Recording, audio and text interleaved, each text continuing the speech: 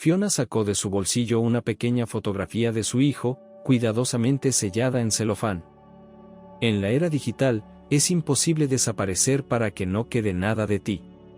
Vincent se ha conservado en cientos, si no miles, de instantáneas, vídeos, fotos de grupo. Está en una boda, en una fiesta de cumpleaños, recogiendo a su hija del hospital. Y en todas partes, alegre, sonriente hasta las orejas, y nada le molesta. Pero lo más parecido que Fiona tiene de él es una pequeña fotografía de sus estudios.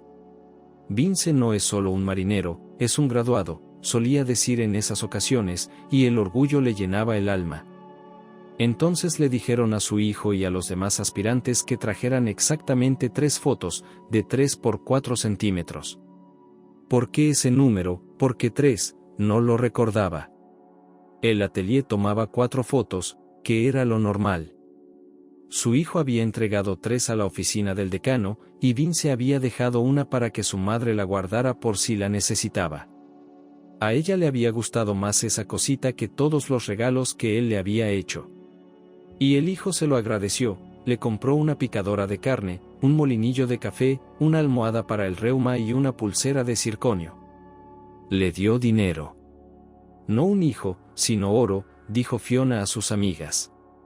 «Mamá, ¿vamos a demandar o qué?», preguntó impaciente Tina, la nuera. ¿Dónde había encontrado una tía así? Cuando Vince había traído por primera vez a su futura esposa a casa, a Fiona no le había gustado. Arrugaba la nariz como si no le gustara el olor de la sopa de chucrut. Pero Fiona había hecho una olla enorme aquel día, no lo suficiente para una compañía, claro, pero sí para una cuadrilla. Eso es lo que hacían siempre, cocinaban para toda una semana para no tener que pensar en ello. Tina no es así, cocina poco a poco. Cocina y come. Con una madre así, Mike no engordará. Mamá, ¿por qué no hablamos? Mi nuera no paraba. ¿Esperas otra cosa? ¿Dónde vamos a vivir, mamá? Al oír estas palabras, Fiona se echó a llorar, pero para sí misma. Nadie oía los sollozos ni veía las lágrimas. Desde fuera parecía que se limitaba a mirar al vacío, pero en su interior ardía el fuego. Se rindió pronto, pensó Fiona en momentos así. Le dije. Pero Tina había hecho al menos una buena obra, y qué buena. Le dio un nieto que todos los vecinos envidiaban. A los 4 años, Mike ya hablaba bien, sabía todas las letras y podía contar hasta 10. Si no fuera por él, Fiona se habría vuelto loca hace mucho tiempo. Y Mike apreciaba su cocina sencilla, sopa de chucrut, chuletas caseras, tortitas del grosor de un dedo y otras delicias culinarias. «Mamá», insistió Tina. «Yo no soy tu madre», gritó Fiona con dureza. «No soy tu madre, métetelo en la cabeza». ¿Por qué su nuera era tan grosera con ella? Podía haberla llamado tú, como el día que la conoció. Oh, sí, ella sugirió que usáramos tú. ¿Cómo podría ser de otra manera con la futura esposa de su hijo y futura madre de sus nietos? Tal vez Fiona es demasiado dura con su nuera. Tina también es comprensible. Fiona solo mira su situación desde su propio punto de vista. También debe ser duro para Tina. Pero esa no es razón para llamarla mamá. Respóndeme a una pregunta, suplicó Tina por enésima vez. Tenemos que hacer esto juntos. Quiero que sea legal. La ley. Es abogada, conoce todos los entresijos de la ley. Vince era un hombre sencillo. Hacía sus propias reparaciones y reconstruía su coche en el garaje. Si Mike hubiera sido un poco mayor, habría empezado a meterse en el trabajo de los hombres. Razón de más para que se interesara por ellos. Todo el tiempo se paseaba por la casa con un destornillador y un martillo de juguete y buscaba algo que arreglar. Incluso se lo pedía. Tina, mi alma, dijo Fiona con otro tono de voz. Esperemos un poco más. ¿Cómo puedes hacerle eso a una persona viva? ¿Cómo podemos esperar más? replicó Tina, y su rostro se torció. Llevo esperando un año entero. Tengo que vivir de alguna manera. Y tu nieto también, por cierto. En momentos así, Fiona se quedaba mirando la cara de Mike. Y entonces se tranquilizaba, no, definitivamente es su nieto. La misma frente, la misma nariz y los mismos ojos. Y sobre todo, la sonrisa. Recordaba a Vincent sonriendo a la misma edad. Como hermanos gemelos, con solo 30 años de diferencia. Cuando Tina empezó a hablar de cómo debía vivir su vida, a Fiona se le metieron las dudas en el alma. ¿Por qué? ¿Ya has buscado a alguien?, preguntó Fiona con severidad y contestó sin esperar respuesta.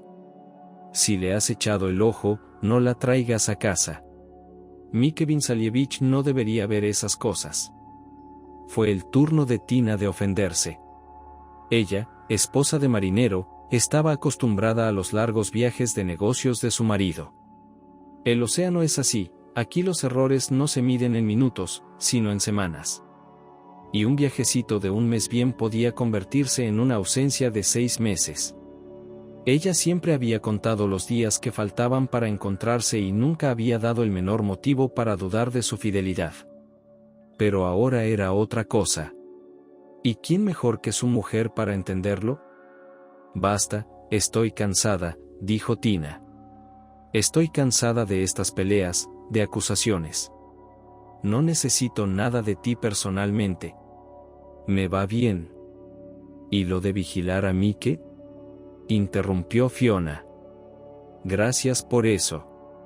Pero podría hacerlo yo misma. Claro que podría. Pensó Fiona. No sabe hervir su propia sopa, no sabe encender una vela. Un niño es un trabajo duro. Ella le enseñó todo, incluso a envolver y mecer al bebé. Al fin y al cabo, al principio tenían buena relación. Y Fiona realmente toleraba que Tina la llamara mamá. Pero luego no aguantaron más y se pelearon. Estás gritando, intentó atacar de nuevo Fiona, pero Mike lo oye todo. Lo oye y lo recuerda. No soy la única que grita, replicó Tina. Llevamos aquí media hora, perdiendo el tiempo. Y aún no has respondido a mi pregunta. Cambió a tú. Eso cortó a Fiona como un cuchillo. Un momento, y serían extraños. ¿Qué le importa a ella? Encontrará un nuevo hombre, tal vez tenga hijos para él. Llamará mamá a otra mujer. ¿Y qué queda para ella, Fiona? Solo Mike. Vincent es su único hijo. Ella quería un segundo, pero no estaba destinado a ser. Iría hasta el fin del mundo por Vince, como la esposa de un decembrino. Excepto que no es una esposa, es una madre. Lo soy, por cierto, dijo Tina, braceando. Pero en ese momento entró corriendo un niño, y se quedaron heladas. Mamá, mujer, gritó Mike. La carta, la carta. ¿Dónde la has encontrado?, preguntó Tina. Levantó el sobre, que por alguna razón no tenía nada escrito excepto la dirección. Debajo de la puerta. Fiona se sentía incómoda en cualquier oficina gubernamental. Pisaba el suelo de parqué y temía estropearlo. Miraba los lujosos acabados de paredes y techos, los caros muebles, y se sentía como un pariente pobre visitando a un tío rico. Es cierto que hoy la recibieron amistosamente y le hablaron como si le debiera algo. Pero a menudo veía telenovelas y recordaba cómo en una película le hablaban en el mismo tono a un niño gravemente enfermo. Y le prometían de todo. Es una pena que solo haya venido mamá, dijo el gran jefe. Habríamos tenido una esposa, por supuesto. Pero las madres nos entendemos fácilmente y encontramos un lenguaje común. Tuvimos que ir lejos, al centro regional, no una luz muy cerca. Y por alguna razón nadie le dijo el motivo, solo le dijeron que tenía que ver con su hijo. Aunque los trabajadores intentaron hacerla sentir bienvenida, Fiona se sentía incómoda. Todos aquellos techos altos, las lámparas de araña de cristal, aquello no era suyo. Le resultaba incómodo y le daba miedo. Como si Fiona pudiera hacer algo que hiciera crujir el caro parqué. O que la lámpara de araña se viniera abajo. La mujer no entendía nada, ni ese tono congraciador, ni la esencia de la conversación. La recibió la jefa de algún departamento. Fiona no recordaba su título ni su nombre. Se sentó en una mesa muy larga, justo a su lado, le explicó algo y le cogió la mano. ¿Cómo es que la tienen secuestrada?, preguntó Fiona. ¿Cómo que secuestrada? La mujer de la chaqueta roja se limitó a encogerse de hombros. La mente de Fiona era un caos. Lo único que sabía era que su hijo estaba en el mar, que trabajaba para una compañía africana.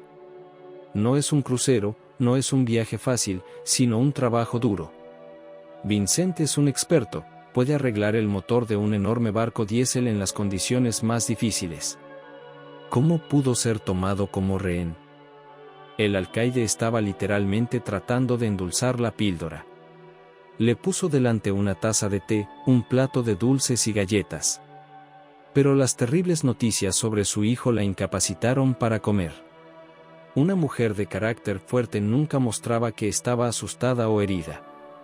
Pero esto es diferente. Es como si le ocultaran algo a la anciana.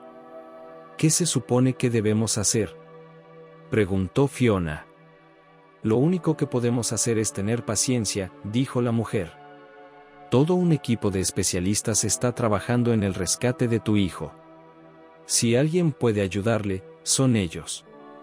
¿Cómo se les llama?, volvió a preguntar Fiona. Esos especialistas. Por desgracia, no puedo decírtelo, suspiró la mujer. En realidad, es un secreto, firmé una declaración jurada. Podría meterme en problemas. Ya he dicho demasiado, como una madre a su madre. El día anterior, la llamada había cogido a toda la familia por sorpresa. Era el 5º mes del viaje de Vince y debía regresar. El océano es un elemento, ni siquiera los marineros experimentados dicen categóricamente el día del final del viaje. Luego tenía que coger un avión a Manchester y de allí a sus lejanos destinos. Así que cuando el alto cargo llamó, ni ella ni Tina se lo tomaron demasiado en serio. Ahora que lo pensaba, le ofrecieron ir a la oficina de administración.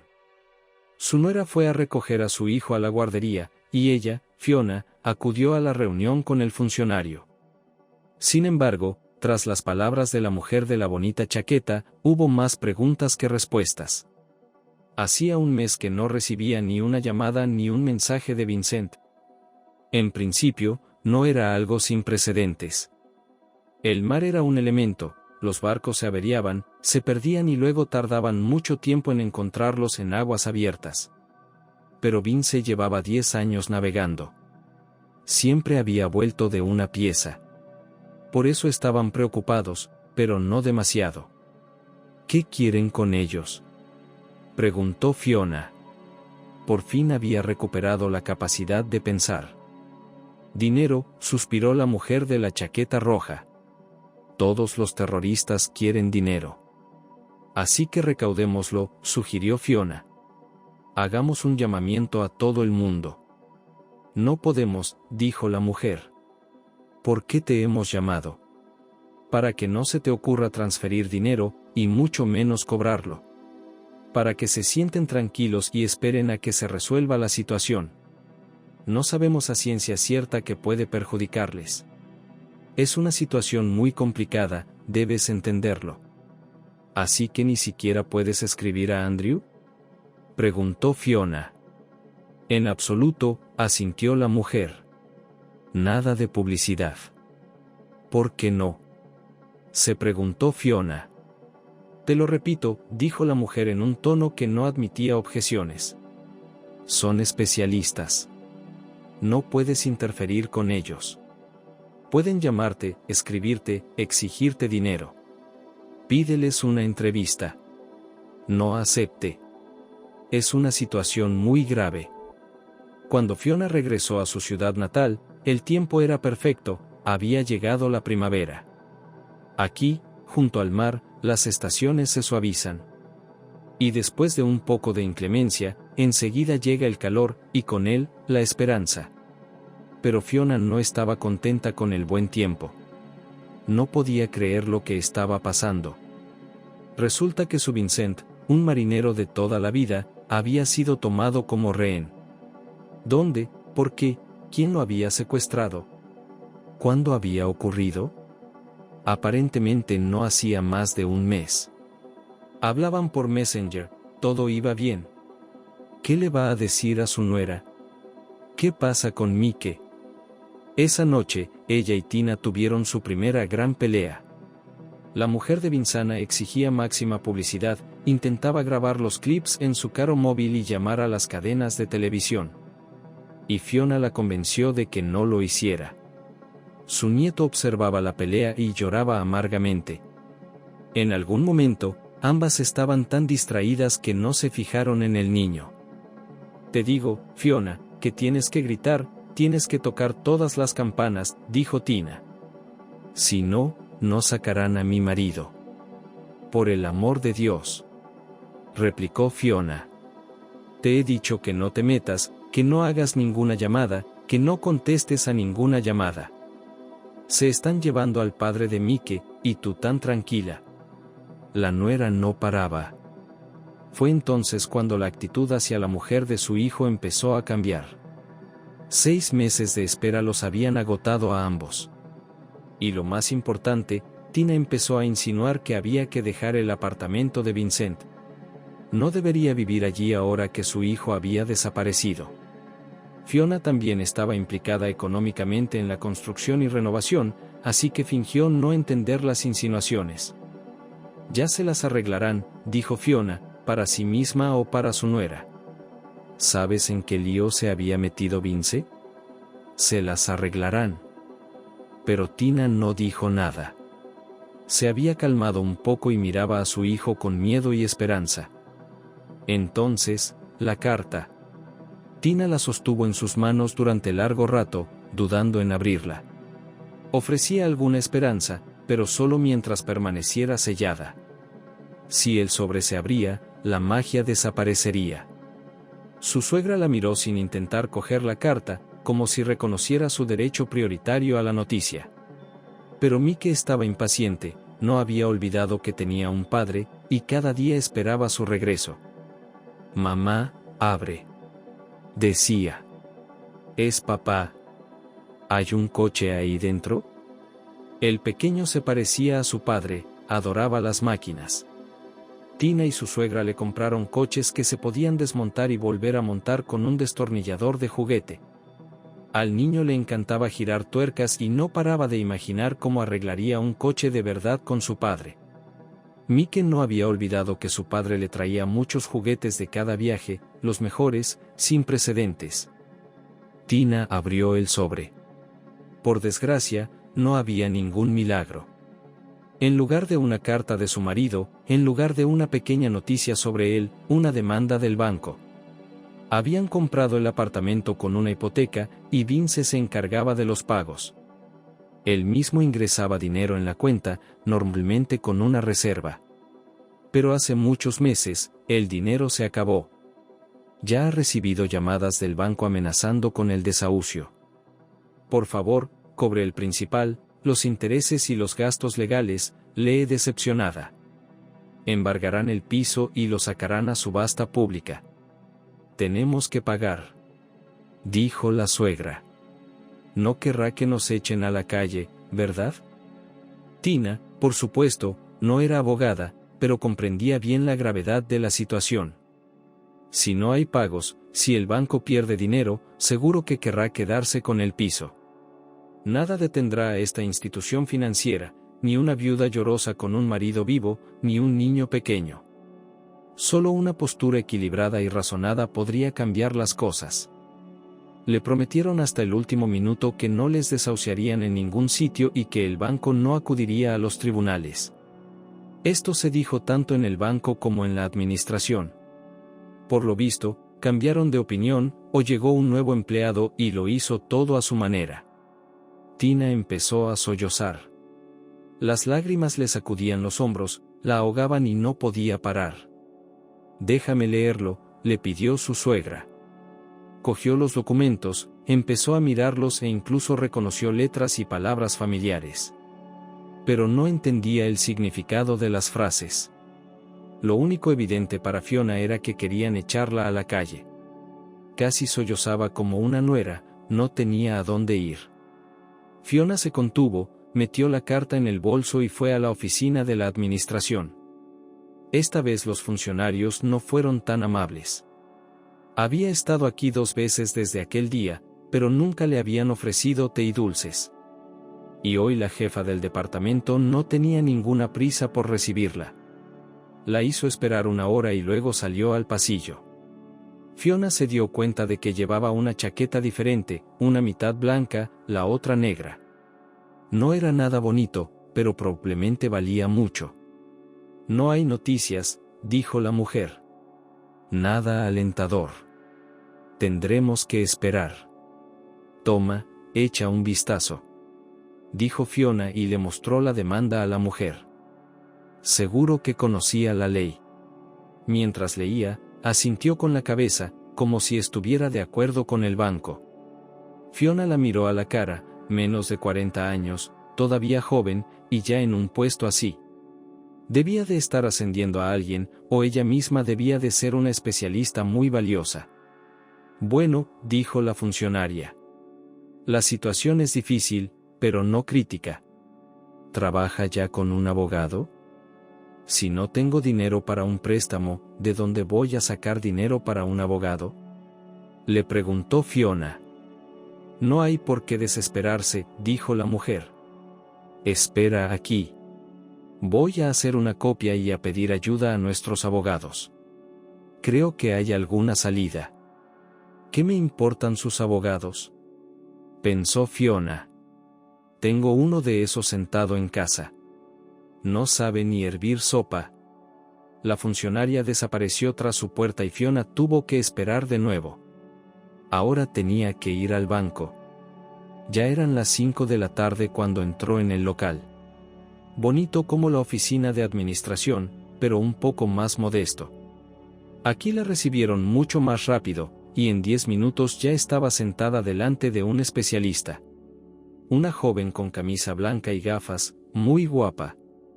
«Ojalá mi Vince tuviera una de esas», pensó Fiona, y por alguna razón empezó a sonrojarse. «No me llamaría mamá». La chica pasó los ojos por encima de la demanda, buscó algo en su ordenador. Luego cogió el teléfono y llamó. Pero hablaba tan bajo que Fiona no oyó ni una sola palabra, aunque estaba sentada literalmente a 2 metros de distancia. Entonces la chica volvió a consultar algo en el ordenador y miró a su visitante. «Hay una salida, por supuesto», respondió. «Pero será mejor que hable con mi jefe. Por favor, suba al despacho 34 de la 2ª planta». Fiona suspiró y se levantó de la silla. Le dolían las piernas de tanto moverse. Tenía que ir otra vez, y ya no tenía 18 años. Había tenido hijos tarde, ¿qué podía hacer? Por otra parte, tenía mucha fuerza, sobre todo por las mañanas. Si hacía falta, ella sola podría sacar a Mickey adelante. La tripulación de aquel malogrado barco era internacional. Y Vince, resultó ser, era el único dandy en el barco. O, como dicen en el extranjero, ruso parlante. Él mismo conocía bien las lenguas extranjeras. Siempre decía que se entendía fácilmente con su propio equipo. El carácter fácil de un mecánico era muy importante en las largas travesías, donde la gente está encerrada en pequeños camarotes durante meses. «Hablamos el idioma de la tecnología», decía Vince con su sonrisa perpetua. «Mis chicos y yo hablamos el mismo idioma». El resto eran chinos, indonesios y de otros países de los que Fiona no recordaba los nombres. Y como ni ella ni su nuera hablaban el idioma, no había forma de comunicarse con sus familias. Ambas querían saber si había noticias, si su ser querido estaba bien.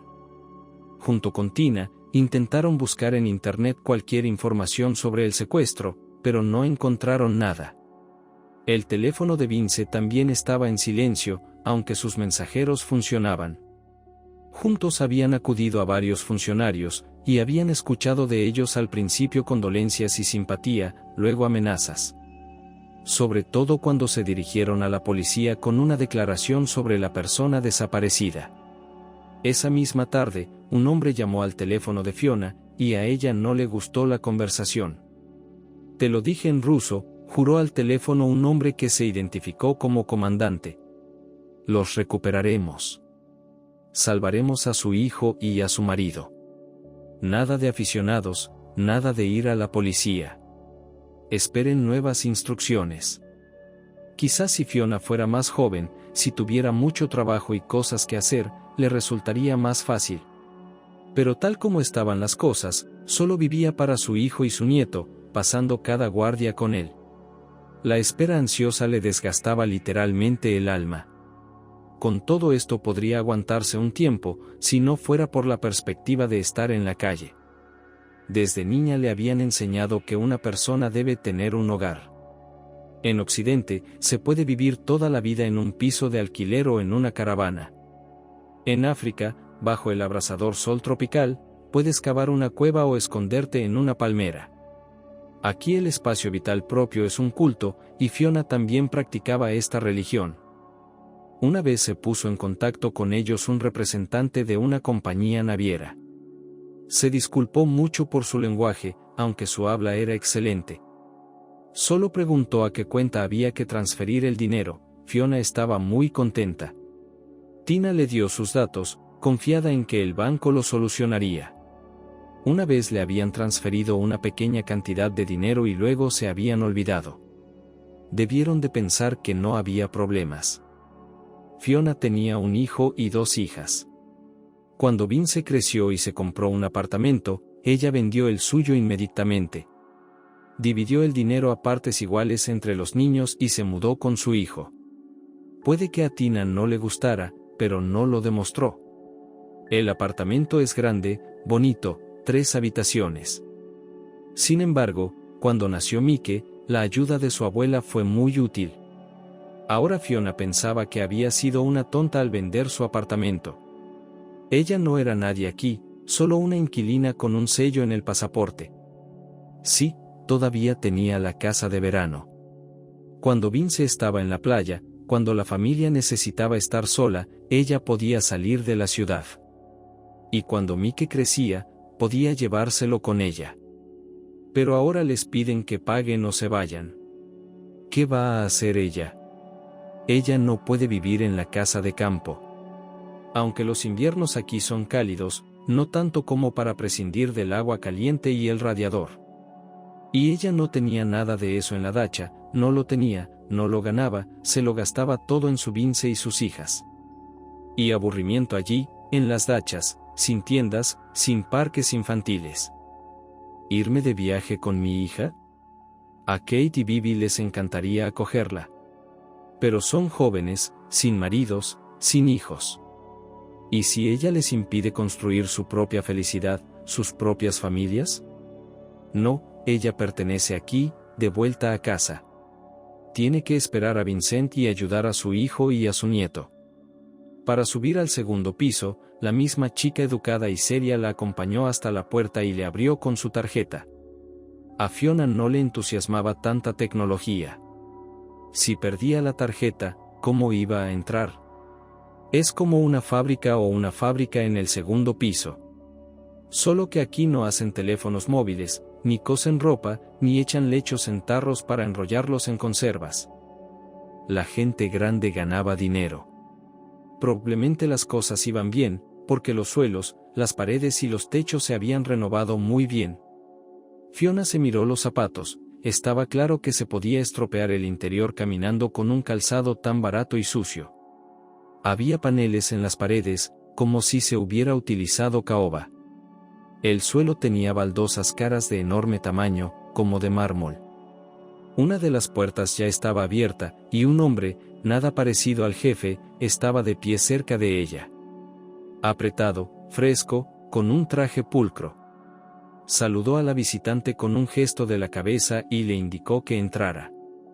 En aquel despacho, Fiona sintió su insolvencia económica con mayor intensidad. Quiso sentarse en una silla del rincón, pero el hombre sacó una silla y le hizo un gesto para que se sentara. «Esto es precioso», dijo la mujer. Casi olvidó por qué había venido. «Es como un museo». «Gracias», responde el hombre. Es costumbre dirigirse a los empleados por su nombre de pila. «Puede llamarme Adrián». «Fiona», dijo Fiona, y el hombre de la bonita chaqueta sonrió. «Sí, Fiona, soy consciente de ello. No perdamos tiempo. Estoy totalmente inmerso en tu maletín». ¿Inmerso en qué?, la mujer le interrumpió. Realmente quería que el hombre de la chaqueta cara hablara con palabras que le resultaran familiares. «Conozco todos los detalles de la situación», explicó. «Que el prestatario ha desaparecido. Quiero decir, su hijo. Y solo puedo expresarle mi pesar». «¿No puede desalojarlo del apartamento?», preguntó Fiona. «A eso me refiero», asintió de nuevo. «Podemos darle vacaciones a crédito. Y podemos cancelar la deuda. Pero para eso necesitamos una orden judicial». «¿Una qué?». Había esperanza en el alma de mi abuela. «No me hagas decirlo en voz alta», pidió. «Porque me cuestan mucho esas palabras». Fiona no entendía nada. ¿Por qué ese hombre tan guapo hablaba con acertijos? De alguna manera, ella no creía que él pudiera sentir simpatía por ella. El que se sienta cerca de las grandes fortunas acaba convirtiéndose él mismo en oro. «Puedo soportarlo», dijo la mujer con terquedad. «De acuerdo», asintió Adrián. «Usted solicita a la corte sobre el reconocimiento de su hijo muerto». «¿Cómo que muerto?», dijo la mujer desolada. «No está muerto». «A eso me refiero», respondió el hombre. Parecía alegrarse de que su invitada no se hubiera desmayado. Fiona suspiró. ¿Por qué todos querían que declararan muerto a su hijo Vince? El banquero y Tina. «No está muerto, ella puede sentirlo. Solo tiene problemas. Necesita ayuda y lo están enterrando vivo». Era difícil para ella imaginar algo así. ¿Qué pasaría cuando Vince regresara? «Es la única opción viable», dijo Adrián. «Entonces podemos hacer un trato. La administración cubrirá nuestras pérdidas». «¿Y si no estoy de acuerdo?», preguntó Fiona. «Si creo que mi hijo volverá sano y salvo». El banquero se encogió de hombros. Sus ojos expresaban sincera simpatía. Ella nunca había visto jefes tan guapos. Y qué educado era. ¿No podía limitarse a cancelar la deuda para que ni Fiona ni su nieto acabaran en la calle?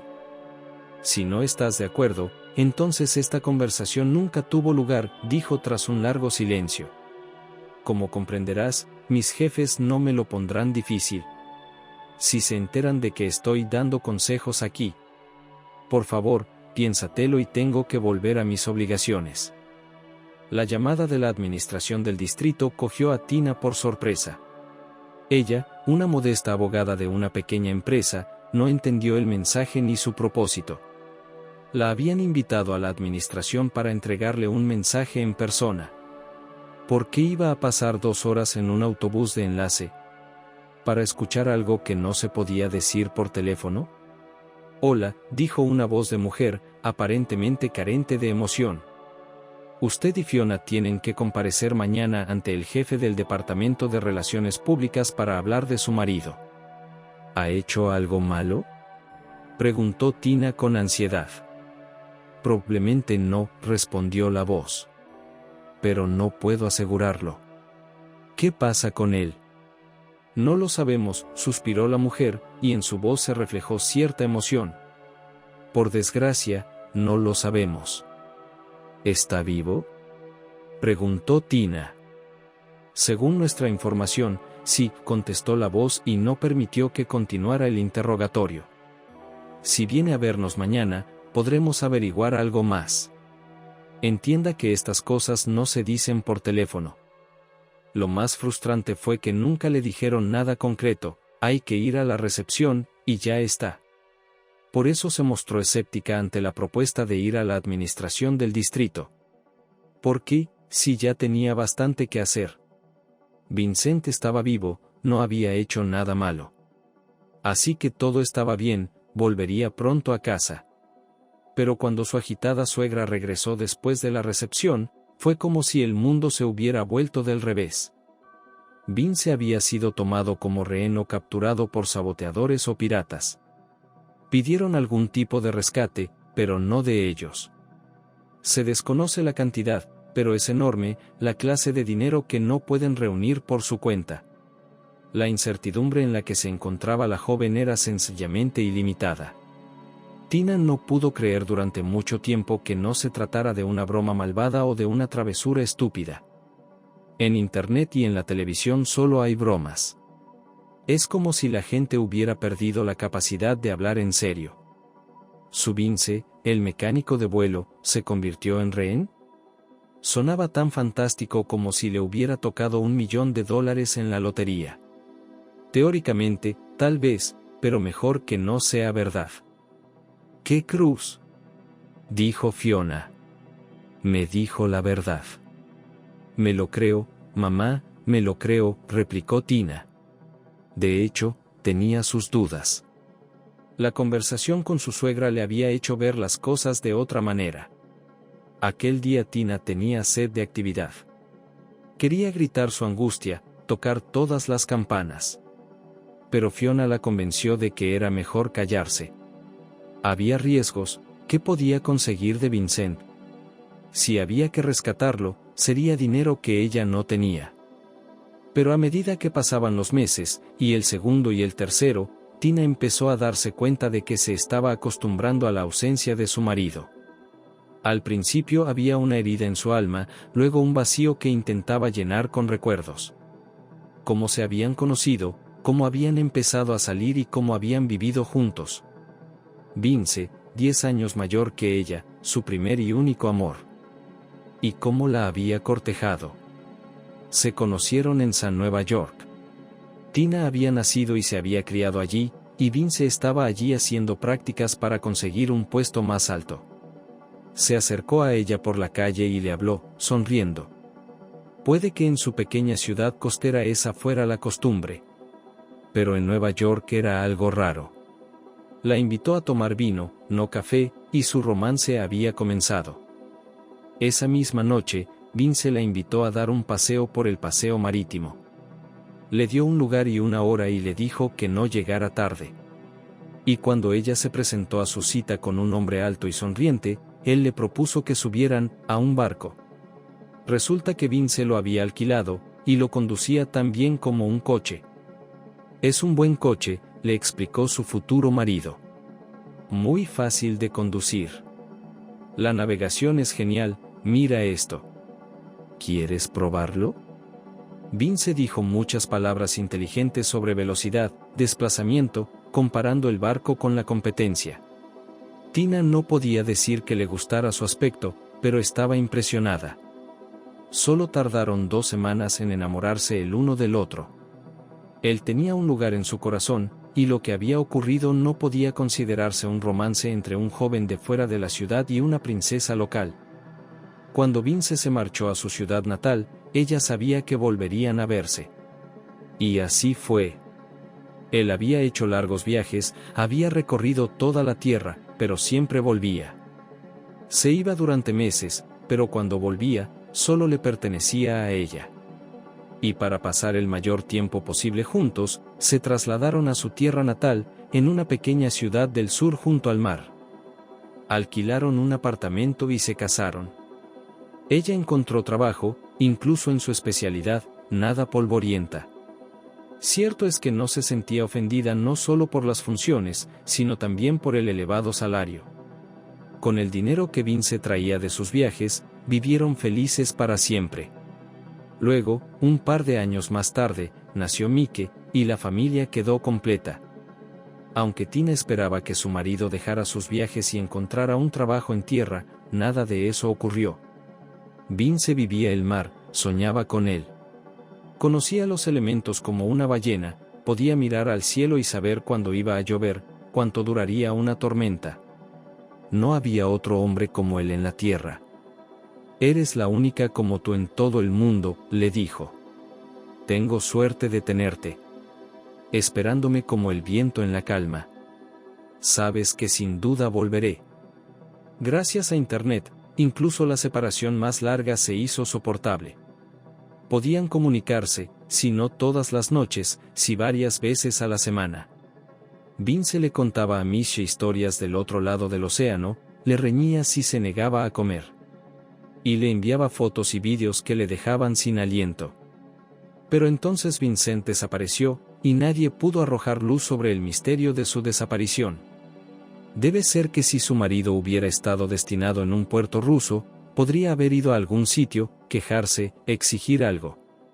Pero tal como estaban las cosas, incluso el propietario del barco estaba lejos. Mike creció sin padre, su escaso sueldo solo le alcanzaba para lo estrictamente necesario. Todos los días llamaba a su madre y sollozaba al teléfono sobre lo duro que era. Tina, le decía a su madre.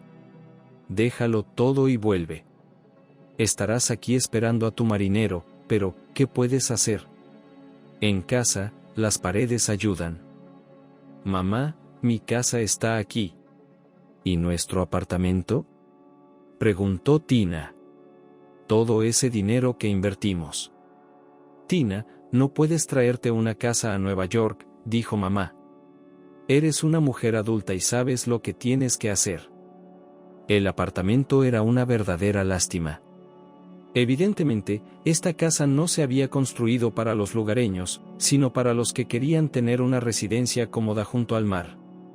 Y aquí se había invertido más dinero que en un apartamento medio en Nueva York. Hermosa arquitectura, cómodas distribuciones, una entrada principal, que se llamaba a la manera occidental, el vestíbulo. Tina, dijo su madre al teléfono. Te dije enseguida que el matrimonio con un marinero es una lotería. Pero no escuchas a nadie. Mamá, no empieces. Ya sabes lo que tienes que hacer. Si quieres volver, estamos esperando. Y ella lo sabía. Puede que no sea una buena abogada, puede que no sea una sobresaliente, pero la solución era evidente. Podía vender el piso con el permiso del banco, pagar la deuda, que no llegaba ni a la mitad del precio de mercado, y volver a su ciudad natal. Hacer carrera, olvidar a Vince y formar una nueva familia. Pero, ¿cómo decidirse a hacerlo? La espera había destrozado a Fiona. A los 63 años, ya estaba jubilada, pero seguía trabajando. En una tienda, haciendo limpieza, fregando suelos, y en la segunda, pegando pegatinas en los productos. Incluso pusieron esa palabra tan graciosa en el contrato, chica de las pegatinas. Fiona trabajaba tanto no solo porque su pensión era modesta, como la de todos los que conocía en esta ciudad. No podía quedarse sentada en un sitio, tenía que moverse continuamente. Vincent era igual, y parecía que Mike había cogido su gen de la energía. Aunque Fiona no le contó a nadie su problema, la noticia se extendió rápidamente por el pueblo. Algunos incluso se ofrecieron a recaudar dinero, pero la orgullosa mujer se negó. Vince está vivo, Vince está vivo. Les decía a sus amigos si se alejaban demasiado en sus pesimistas predicciones. Volverá. Lo he soñado. Era en momentos como este cuando Fiona se equivocaba. En realidad no recordaba los sueños. Los había estado inventando desde que tenía memoria. Así que si Vince la visitaba, incluso si intentaba decirle algo en el mundo oscuro, ella no podría recordarlo en la vida real. Fiona, ¿alguna noticia? Preguntó Naeli, su peor amiga, en la misma tienda donde Fiona limpiaba. No, respondió Fiona. En cuanto se aclare, serás la primera en saberlo. Y hubo quien difundió los rumores más feos. Que Vince había abandonado a su mujer, a su hijo y a su madre para irse a vivir a Australia. Que había visto su cuenta en una red social inglesa y casi había hablado con él. Y que ya no se llamaba Vince, sino William, en inglés. O que su hijo, el alma más pura, estaba en una cárcel africana. Drogas o armas, pero traicionado por su propia tripulación. Mientras sus amigos contaban estos rumores que flotaban por la ciudad, Fiona quería aullar de pena. De hecho, bien podía ser cierto. Después de todo, llevaba casi 6 meses sin saber nada de su hijo. Cuando Fiona imaginó a los secuestradores, por alguna razón pensó que eran piratas y que vivían en una isla. Con, ya sabes, una cala profunda que no se ve desde el mar. Y que tenían un pueblo entero con una jaula separada donde tenían a los esclavos. Y ahí está Vince, rodeado pero no roto. Camina alrededor de la jaula, gira en círculos, mira a sus captores a los ojos y dice: están mintiendo, no pueden llevárselo. Y le tienen tanto miedo que ni siquiera pueden soltarle. En esta imagen del mundo pirata encaja el hecho de que durante varios meses los misteriosos secuestradores ni siquiera dejaron que su hijo hiciera una llamada o al menos enviara noticias a su familia. Pensar que los piratas podían ser tan inhumanos le revolvía el estómago a Fiona. Fiona había pasado toda su vida en su pueblo y conocía a todo el mundo.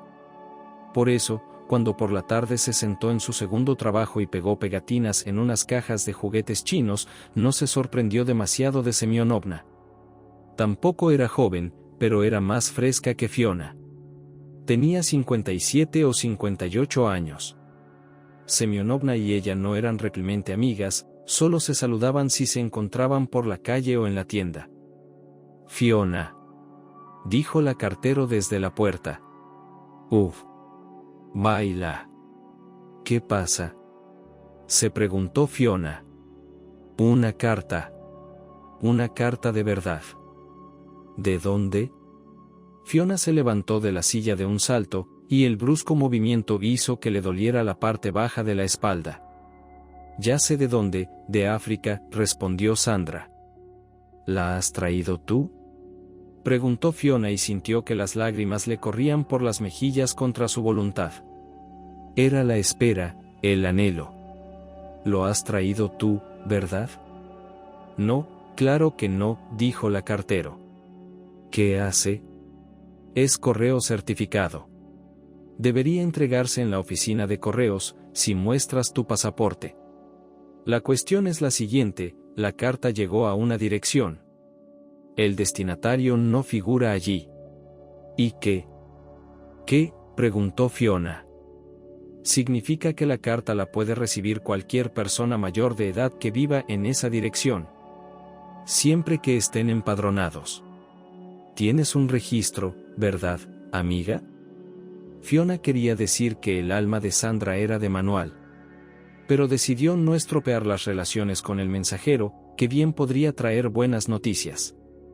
Se limitó a suspirar, se ajustó el jersey y miró el pasaporte en el bolso.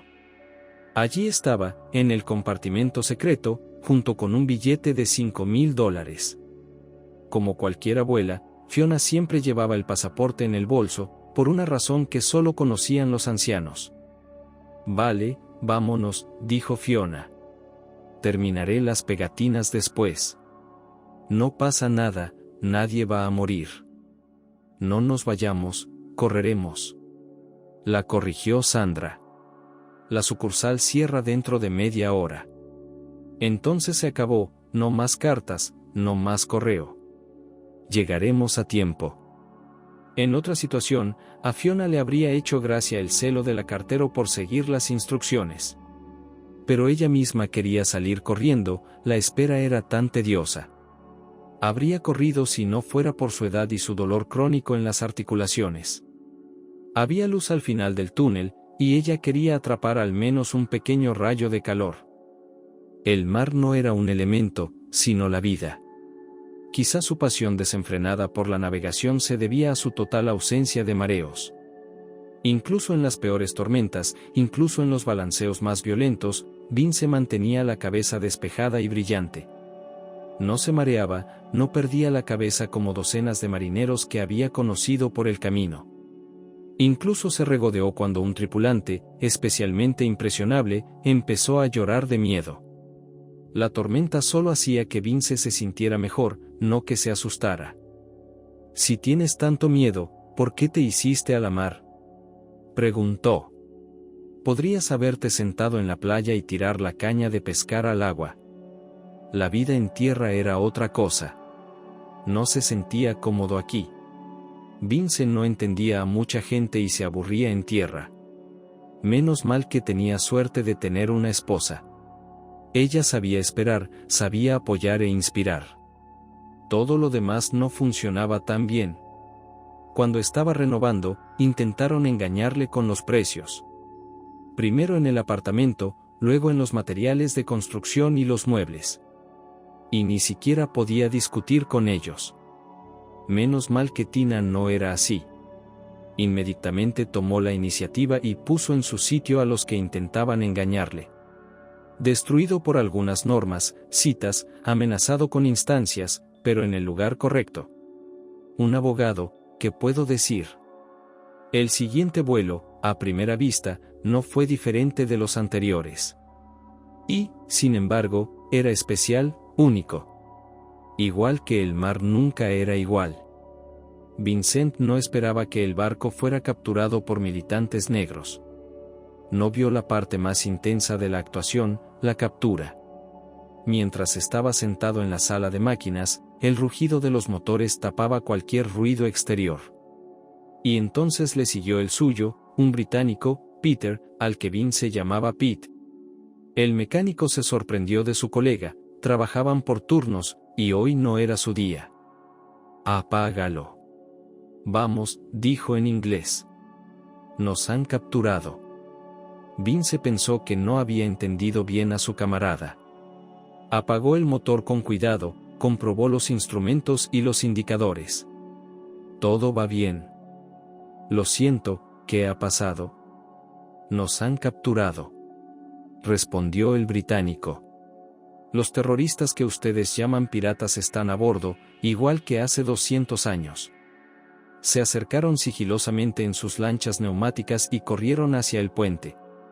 No tuvimos tiempo de abrir la boca. ¿Por qué el capitán no dio la orden de apagar el motor?, preguntó Vince. ¿Por qué te envió a ti? Esos salvajes lo sacaron del puente. Ni siquiera saben usar los comunicadores. Tranquilo, eso no es lo peor. Después de todo, no nos dispararon ni una sola bala. Sí, no puede haber un error. Toda la tripulación, los 30, estaban en cubierta. La única vez que se reunieron todos fue en tierra, antes del lanzamiento. Y en el camino, cada uno tiene su propia tarea, no tienen tiempo para estar en una sola fila. Y aquí están. Solo que en lugar de un patrón, eran hombres armados con máscaras. Todos ellos eran delgados, por no decir flacos. Pero sujetaban con fuerza sus fusiles automáticos, aunque no apuntaban al equipo. No hace falta heroísmo, dijo el capitán a sus hombres. Los piratas le habían atado las manos por alguna razón. Procederemos según el protocolo. La captura fue diferente de lo que Vince había visto en las películas. Nadie gritó ni disparó, los piratas estaban tranquilos, incluso despreocupados. La mayoría de la tripulación estaba encerrada. Pero al ingeniero jefe de vuelo y a Vince los enviaron a la sala de máquinas. Los invasores no eran muy buenos con la maquinaria. Uno de los tipos flacos y morenos tomó el mando, con la máscara fuera de los labios y los ojos aún cerrados. Hagamos algo, sugirió Vince cuando volvieron a su trabajo habitual. No podemos hacerlo. Relájate, replicó Peter. No van a hacernos nada. Solo tienes que seguir sus órdenes. Solo son 5. Vince les guardó rencor. Nosotros somos 30. Tienen ametralladoras, dijo el británico con firmeza. Vosotros no sabéis ver una situación con sobriedad. Queréis demostrar quién manda. Confía en mí y estarás en casa dentro de un mes. Él aceptó. Pero cuando subieron y vieron al pirata entre las cosas del mecánico, la indignación de Vince no tuvo límites. El enmascarado llevaba puestos sus pantalones y chaleco tácticos, que había comprado recientemente en el puerto por una suma decente. No solo eran bonitos, sino que estaban nuevos, quería ir a pescar con ellos. Peter vio que Vince se dirigía hacia el corsario enmascarado y le agarró del hombro. Tranquilo, dijo el británico. Es ropa. Tienes una mujer y un hijo esperándote en casa. Estoy convencido de que a finales de mes podrás verlos y abrazarlos. Pasaron 6 meses. Vince intentó averiguar cómo es que era el único de la tripulación que quedaba con los piratas. Debió de empezar el día después de que rescatara a los piratas por primera vez. Casi toda la tripulación, excepto 4 hombres, fue cargada en botes y enviada a la vieja barca. Allí les esperaban otros 5 piratas de piel oscura. Mientras los botes se alejaban de su barco de origen, Vince se alegró del buen tiempo. Tenían suerte de que las aguas estuvieran tranquilas hoy. Si el mar hubiera estado agitado, habrían zozobrado en un santiamén. Los motores diésel apenas podían tirar de los botes. De un modo u otro, llegaron a la goleta pirata, que también vivía sus últimos días. Tras solo 1 hora de viaje, la lancha se puso de pie. Vincent pudo oír por el sonido que el motor estaba averiado. Estaba acostumbrado a considerar la maquinaria como música. Este motor vacilaba claramente, fallaba. Los piratas empezaron a insultarse y, en un momento dado, casi empezaron a dispararse entre ellos. Pero entonces uno de ellos, el más viejo, con un verdadero vendaje en la cara, fijó su único ojo en la tripulación capturada. Técnico, dijo en un inglés entrecortado. ¿Arreglar quién? ¿Arreglar a quién? Vince dio un paso adelante. Si iban a ser capturados, era mejor nadar hasta la orilla que ir a la deriva sin fin en el vasto océano. Bajó a la sala de máquinas y jugueteó con el motor durante varias horas antes de que volviera a la vida. El pirata de piel oscura que se encargaba de la maquinaria quiso añadir velocidad, pero Vince le dio un manotazo en la palma de la mano. El invasor sonrió como una bestia y fue a por el mecánico. ¿Tú qué? Dijo, arrebatándole el cuchillo. ¿No necesitas una mano? Pero en ese momento el pirata tuerto, el que parecía más viejo, agarró al alborotador por el hombro y juguetonamente lo tiró al suelo. Debía de tener mucha fuerza para detener al joven y alto hombre con tanta facilidad. El viejo pirata dijo unas palabras a su joven compañero, que sonrió una vez más, y se marchó. ¿Cuánto falta?, preguntó Vince. 50 millas, respondió el corsario tuerto con un acento terrible. ¿Podremos llegar? Vincent asintió. Lo conseguiremos. Fiona sostuvo la carta en la mano y sonrió estúpidamente de emoción. Sin duda era de Vince. Bien hecho, había encontrado la forma de avisar a su familia. El sobre parecía haber recorrido medio mundo antes de llegar a su ciudad costera. Había tantos sellos que apenas quedaba espacio. En la carta, sellos con imágenes exóticas. Frutas tropicales, animales, gobernantes con trajes nacionales africanos. Fiona no se molestó en abrir el sobre. Pensó que era una gran oportunidad para reparar su relación con su nuera. Leerían juntas la feliz noticia, se enterarían de cuándo volvería Vince a casa. Y se llevarían bien, como en los viejos tiempos, y se asegurarían de solucionar el banco y otros problemas. «Tina, ¿estás en casa?», preguntó Fiona a su nuera, marcando su número en el teléfono. Últimamente no se llamaban casi nunca. «Sí», respondió la joven. «¿Qué ocurre?». «Hay una carta aquí». «Otra vez», dijo Tina, confusa. «¿De dónde ha salido esta vez?». «No, es otra carta». El optimismo de Fiona se desbordó. «Es africana. Si estás en casa, voy para allá. Le echaremos un vistazo juntos». «Todavía no la he abierto». «Quiero que lo abras, Tina». Mike estaba concentrado, por enésima vez, en montar su camión maderero. Era su juguete favorito. Papá lo había comprado en un puesto cuando habían salido juntos en sus últimas vacaciones en la costa. En lugar de cabina, por alguna razón tenía cabeza de gato. Los jugueteros del Imperio Celeste debían de haberle puesto algún significado que un ruso no acaba de entender. Pero a Mike le pareció bien. Una cabeza de gato en un camión maderero, así es como debe ser. Abre tú la puerta, sugirió Tina. Tienes una mano afortunada. Fiona quiso pedirle a su nuera que volviera a llamarla tú. Sí, se había excedido e incluso la había roto. Había sido demasiado dura con su nuera todos estos meses. Pero pueden reconciliarse y volver a vivir en armonía. Solo hace falta una pequeña cosa, un poco de certeza. Para que sepan cuándo esperar el regreso de su marido, hijo y padre. No, cariño, ábrelo tú, dijo Fiona. Es tu marido, así que tengo que moverme. La parte de la madre es pequeña, ella lo parió, lo dio a luz, lo dejó venir al mundo. Y luego la mujer es la responsable. Tina abrió el sobre emocionada, desdobló la carta, pero la alegre expectación de su rostro fue sustituida de repente por la sorpresa, y luego, indignación y rabia. Después de leer, la chica dobló la carta y la agarró como si quisiera romperla, pero cambió de idea. Tina miró regodeándose a su suegra y le entregó el papel. Toma, dijo. Míralo.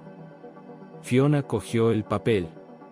El idioma de la carta parecía ser el ruso, pero al principio la leyó y releyó, incapaz de entender una palabra.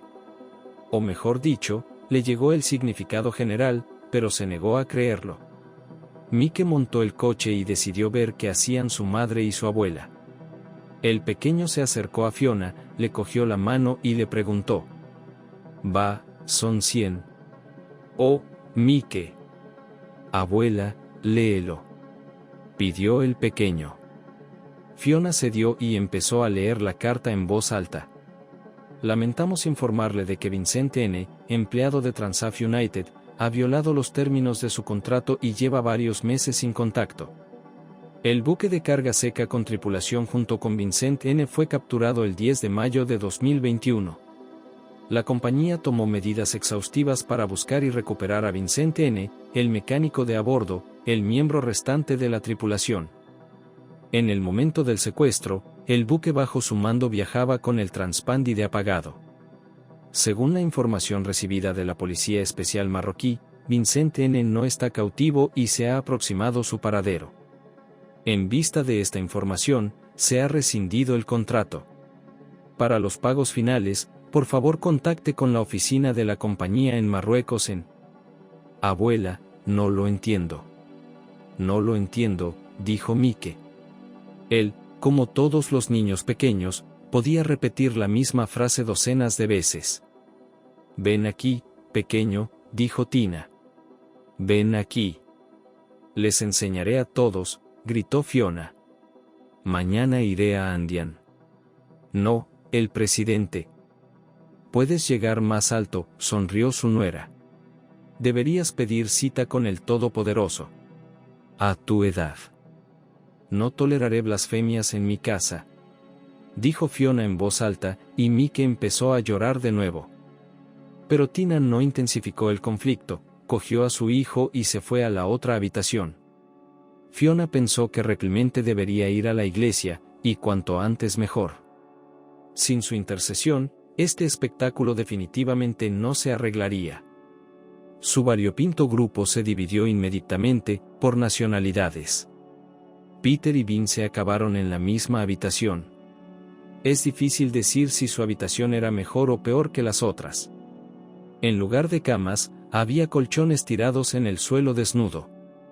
En lugar de una mesa, había una gran pizarra sobre la que se arrastraban moscas y otros insectos que el marinero solo había visto en los libros de texto de biología. La cabaña podría haber parecido la vivienda de un pobre del lugar, de no ser por las rejas.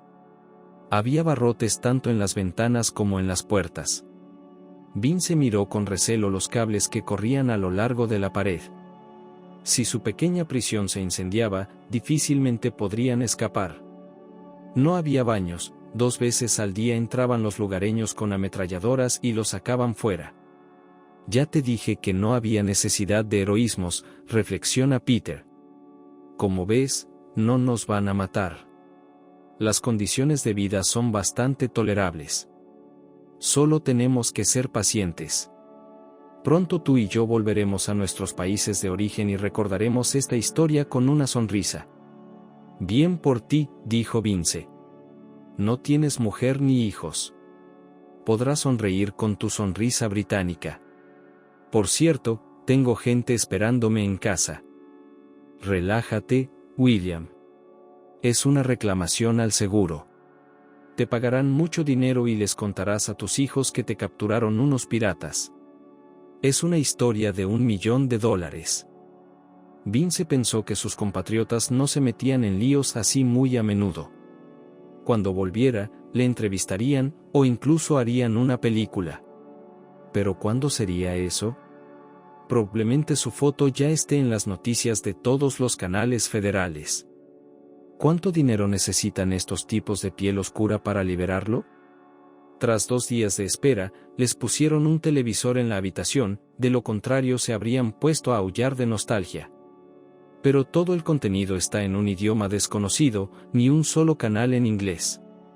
Aún así, era más divertido oír hablar a los demás que hablar sin parar. Vamos a adelgazar con esta comida, dijo Peter, cuando les trajeron de nuevo sus escasas raciones. Pero, por otro lado, al menos es algo así. Les daban de comer 2 veces al día. Una mujer les pasaba 2 cuencos de alubias cocidas a través de los barrotes. En principio, Vince no tenía nada en contra de ese plato, estaba bueno. Pero si era lo único que tenía para comer, las alubias se convertían rápidamente en un asco. Lo único que le hacía seguir adelante era su compañero, que no parecía desanimarse. William, dijo Peter. ¿Quizá podrías enseñarme ruso? Saldré de aquí como un gran traductor y me buscaré un nuevo trabajo.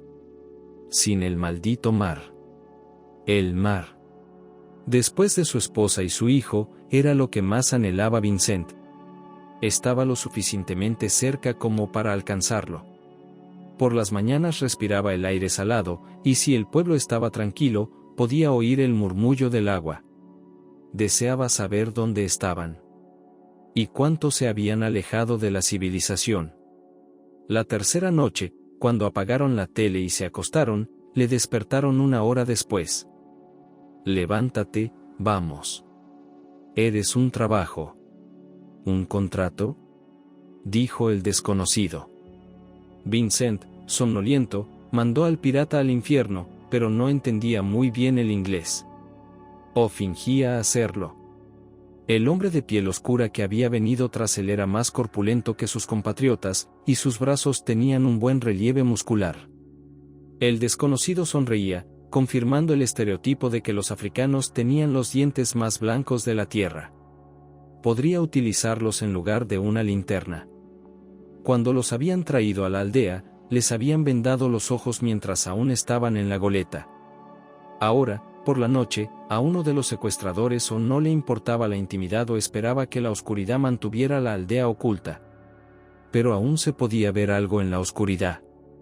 Estaban en un pueblo grande, y caminaban por una carretera que era buena para los estándares locales. Aquí y allá había vehículos todoterreno, en su mayoría japoneses. Vince sabía que en África valoraban Toyota y otras marcas fáciles de reparar y fiables para un uso agresivo. A la izquierda, en la distancia, había un borrón oscuro, el mismo mar que había perdido. Los contornos de los edificios eran diferentes, algunas cabañas pequeñas delante, pero en segunda línea había casas bastante grandes. Llámame Bit. Date prisa y da un paso adelante. Bit, dijo el pirata entusiasmado, siguiéndole de cerca. Ya sabes a dónde vas, replicó Vincent. Hemos oído que lo estabas arreglando. Tenemos que arreglar el barco. Adelántate, rápido. Es muy importante. Step, tú arregla el barco. Más por aburrimiento que por verdadero deseo de ayudar, Vince obedeció al negro. Le condujo a un hangar donde había un gran bote con el motor desmontado sobre un carro. El mecánico cogió una linterna, echó un rápido vistazo a la maquinaria y silbó. Alguien debía de haber intentado reparar el motor con los ojos vendados, y estaba en un estado absolutamente terrible. El cableado del barco también dejaba mucho que desear, podías quemarte si ocurría un milagro y el motor arrancaba. ¿Puedes hacerlo tú?, preguntó Beat. Lo dudo, respondió Vincent. Quería explicarle que para una reparación así necesitaba tiempo, ganas y, lo más importante, piezas. Pero pensó que era una pérdida de tiempo, los piratas no entendían muy bien el inglés.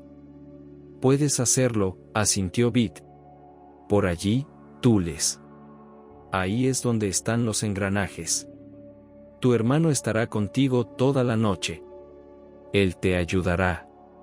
No quiero hacerlo, exhaló Vincent. Error, Beat sacudió la cabeza y señaló la pistola que llevaba en el cinturón. Arréglalo tú, yo no disparo. Ni tú, ni mi amigo. ¿El trato? A veces, Tina entraba en su página de la red social más popular del mundo. Hojeaba los feeds, miraba las historias de familias felices de otras personas para olvidarse de sí misma. De vez en cuando, algunos hombres intentaban conocerla, le escribían algo en mensajes privados, la llamaban para tomar un café con consecuencias trascendentales. Toda esta basura verbal ella la desechaba sin leerla. Pero el nombre y el apellido de uno de los hombres le resultaban familiares. Creo que Vincent le había hablado de él. Además, el hombre no le había pedido café, sino que había escrito un gran mensaje en inglés. Al menos un nombre era inmediatamente evidente, Vincent, solo que en letras latinas. Peter Long, el socio de su marido. Se quedó mirando la foto, era él. Y en una foto del álbum estaban él y Vince. Abrazados como compinches. Tina no entendía muy bien el inglés, había querido aprenderlo cuando estaba embarazada de Mike, pero el embarazo le había resultado demasiado difícil para estudiar. Así que copió las palabras del británico en un traductor de Google e intentó captar el significado general. Quería creer que había entendido mal a su interlocutor. O que él se había equivocado, engañándola. Soy amigo de Vincent, tu marido, escribió Peter. Me ha costado encontrar su página. Entiendo que es normal que marido y mujer tengan apellidos diferentes. Pero el hecho de que su página no aparezca entre tus amigos no tiene sentido. Afortunadamente, mi suerte ha cambiado. Por favor, responda ya que William me pidió que le dijera que echa mucho de menos a su familia. ¿Está vivo?, escribió. Sí, respondió el británico. William está vivo y bien, solo se queja de sus dientes. El agua es asquerosa. Te echaba mucho de menos, se acordaba de ti todos los días. Nos separaron cuando estuvimos prisioneros unos días. ¿Por qué no ha vuelto?, preguntó Tina, intentando encontrar las palabras adecuadas. Está trabajando con ellos, respondió el británico. ¿Qué te parece? Mira, Tati, es difícil de explicar, continuó. Solo quería decirte que rezamos por él y por ti. Hay una forma en que podemos ayudar económicamente. Por favor, hazme saber cómo podemos hacerlo. Gracias, escribió Tina. Pero, ¿cómo es trabajar con ellos? ¿Puede explicarlo? Ya se lo he contado todo a la policía, responde Peter. Me temo que es un trabajo para ellos. Tina cerró la aplicación de la red social, incapaz de soportar la amarga verdad. Trabajo para ellos. Entonces entiendo por qué tarda tanto en volver a casa. Y también porque se esperaba que ella y su suegra guardaran silencio y no averiguaran nada. ¿Su marido es un pirata? ¿Su marido secuestra los barcos de otras personas? Simplemente no tenía sentido. Tina no se molestó en decirle nada a su suegra. Podía ver cómo la incertidumbre golpeaba a la mujer. Siempre había parecido más joven que sus años, y ahora había envejecido dramáticamente. Que otra persona le diera esa noticia. Ahora, para no perder el apartamento, era necesario actuar. El alma de Tanya estaba llena de sentimientos contradictorios. Por un lado, Amaba a Vince, el padre de su hijo, tan alegre y optimista. Era una auténtica energía, un reactor nuclear que nunca se apagaba. Sus confesiones eran tan ingenuas, pero tan sinceras. Nadie conoce su destino, pero ella quería creer que saldría de esta, que lo lograría. Por otra parte, era tan joven. Quizás su marido volviera. No ahora, sino dentro de 2 años, 5 o 10. Tina trató de entenderse a sí misma. Si Vince, Dios no lo quiera, estuviera de repente en la cárcel, ¿le esperaría? Y respondió con sinceridad, lo haría, pero no para siempre. Pero una cosa es la cárcel y otra el cautiverio. Por supuesto, trabaja para criminales africanos no por voluntad propia. Eso es aún peor. Cuando hay un juicio y una sentencia, puedes saber exactamente cuándo termina la condena, cuando la persona va a volver a la libertad. Habían estudiado Derecho Penal en la Facultad de Derecho, así que Tina sabía que solo podías estar en la cárcel durante mucho tiempo si hacías algo realmente horrible. Pero la cárcel era como un encarcelamiento sin condena. Tanto más frustrante cuanto que Vince no había hecho nada malo, no había traicionado a nadie ni había hecho nada malo. Debe ser que todos estos grandes hombres no saben negociar. Los piratas soltaban a quien pagaban o les hablaba bien. Y su marido era un hombre demasiado fácil, demasiado conveniente y suave, como para dar con él. ¿Qué diría Vince si ella decidiera no esperarle? ¿La dejaría seguir labrándose su propio destino e incluso le buscaría otro padre a Mike? ¿O se habría enfadado, gritado y maldecido? Conocía bien a su marido, incluso a la perfección, pero no podía predecir su comportamiento en una encrucijada tan difícil. El ambiente en el apartamento era electrizante. Tanto Tina como Fiona intentaban pasar el menor tiempo posible juntas. Y ambas sentían vergüenza, pero por motivos diferentes. Sin embargo, ese sentimiento se desvaneció cuando tuvieron que volver a los asuntos importantes de los que dependía el futuro. No solo de ellos, sino también de Mike. ¿Así que tú también estás con ellos?, cuestionó mi suegra. ¿Y quieres que declaren muerto a mi Vince cuando aún está vivo? Pusieron a Mike en el salón a ver dibujos animados mientras ellas discutían en la cocina. Fiona no podía aceptar la realidad de su vejez. Nunca había ido a un juzgado en toda su vida, nunca la habían llevado a la policía. Le parecía algo vergonzoso, repugnante, censurable. Ganaremos tiempo, la convenció Tina. Digamos que lo declaran muerto. Podría anularse si Vince volviera. Si no, nos desalojarán. Que lo intenten, replicó Fiona desafiante. Lucharé hasta la muerte. Mike y yo tenemos sitios a los que ir, continuó su nuera. Nos vamos a casa de mi madre en Nueva York. ¿Y vosotros? Nadie va a desahuciarme, hija, dijo Fiona, pero parecía menos segura. No se puede desahuciar a un hombre si no tiene a dónde ir. Soy un pensionista, casi un inválido, un hombre honrado. Aquí, por supuesto, Fiona mentía. Aunque iba al médico con regularidad, su salud era excelente para su edad. No había forma de que ese argumento se sostuviera. Además, ella sabía lo difícil que era conseguir la invalidez, incluso si uno estaba realmente mal. Pero creía que el juzgado era un lugar que ayudaba, no que desahuciaba.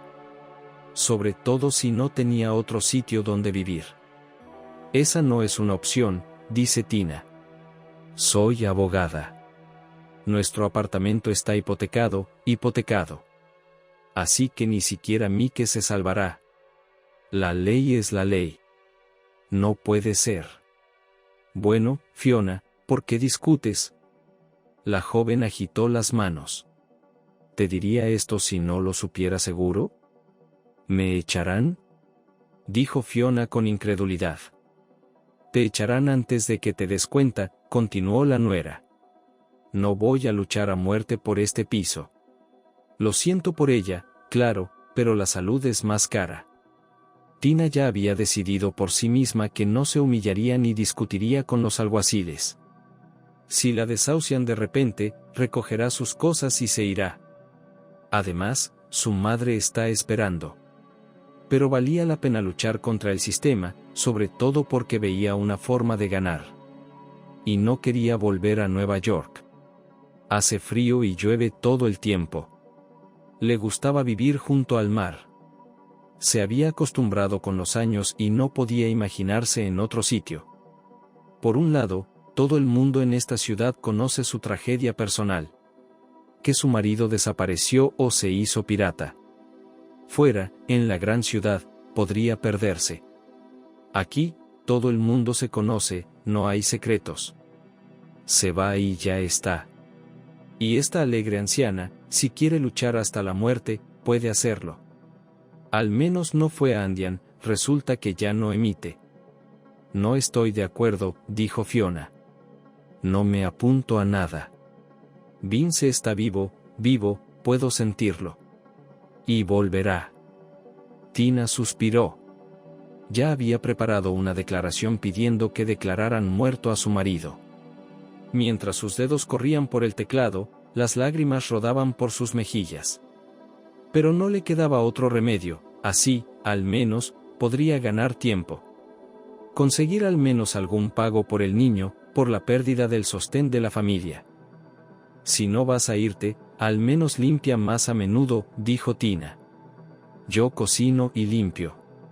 Y no vendría mal limpiar las ventanas. Mira cómo me mandoneas.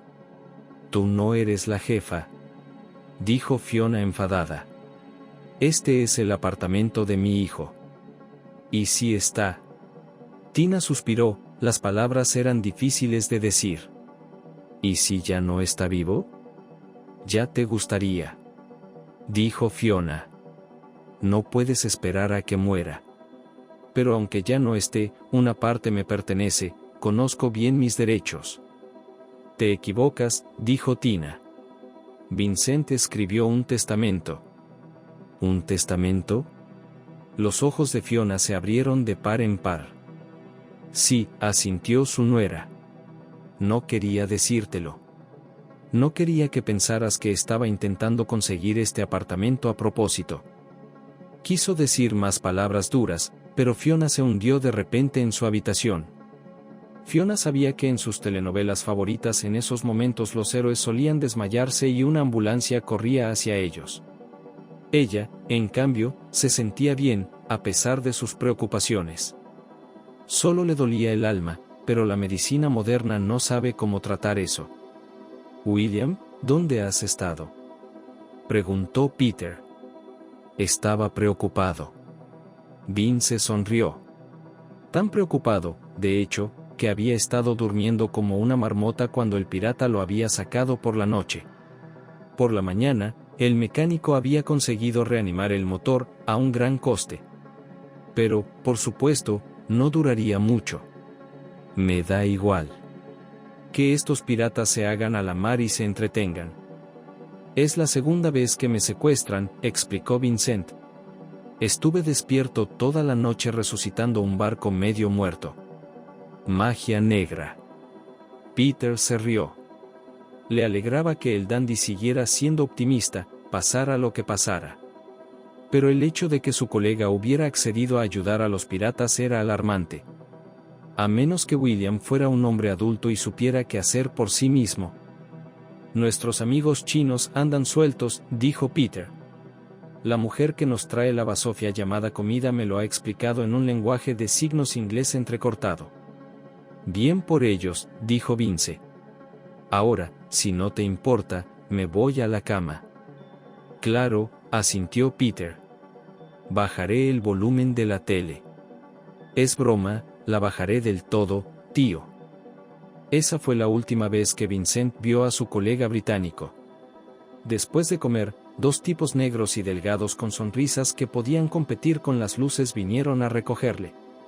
Estos no sabían nada de inglés y le indicaron con un gesto al mecánico dónde tenía que ir. Él respondió con otro gesto, un gesto internacional, pero tuvo que obedecer. En el pueblo africano se respiraba un aire sofocante. Aquí y allá había lugareños ocupados en sus quehaceres. Las mujeres lavaban y pelaban verduras, los niños jugaban y correteaban, los hombres descansaban en grandes tumbonas bajo sombrillas y bebían bebidas de botella.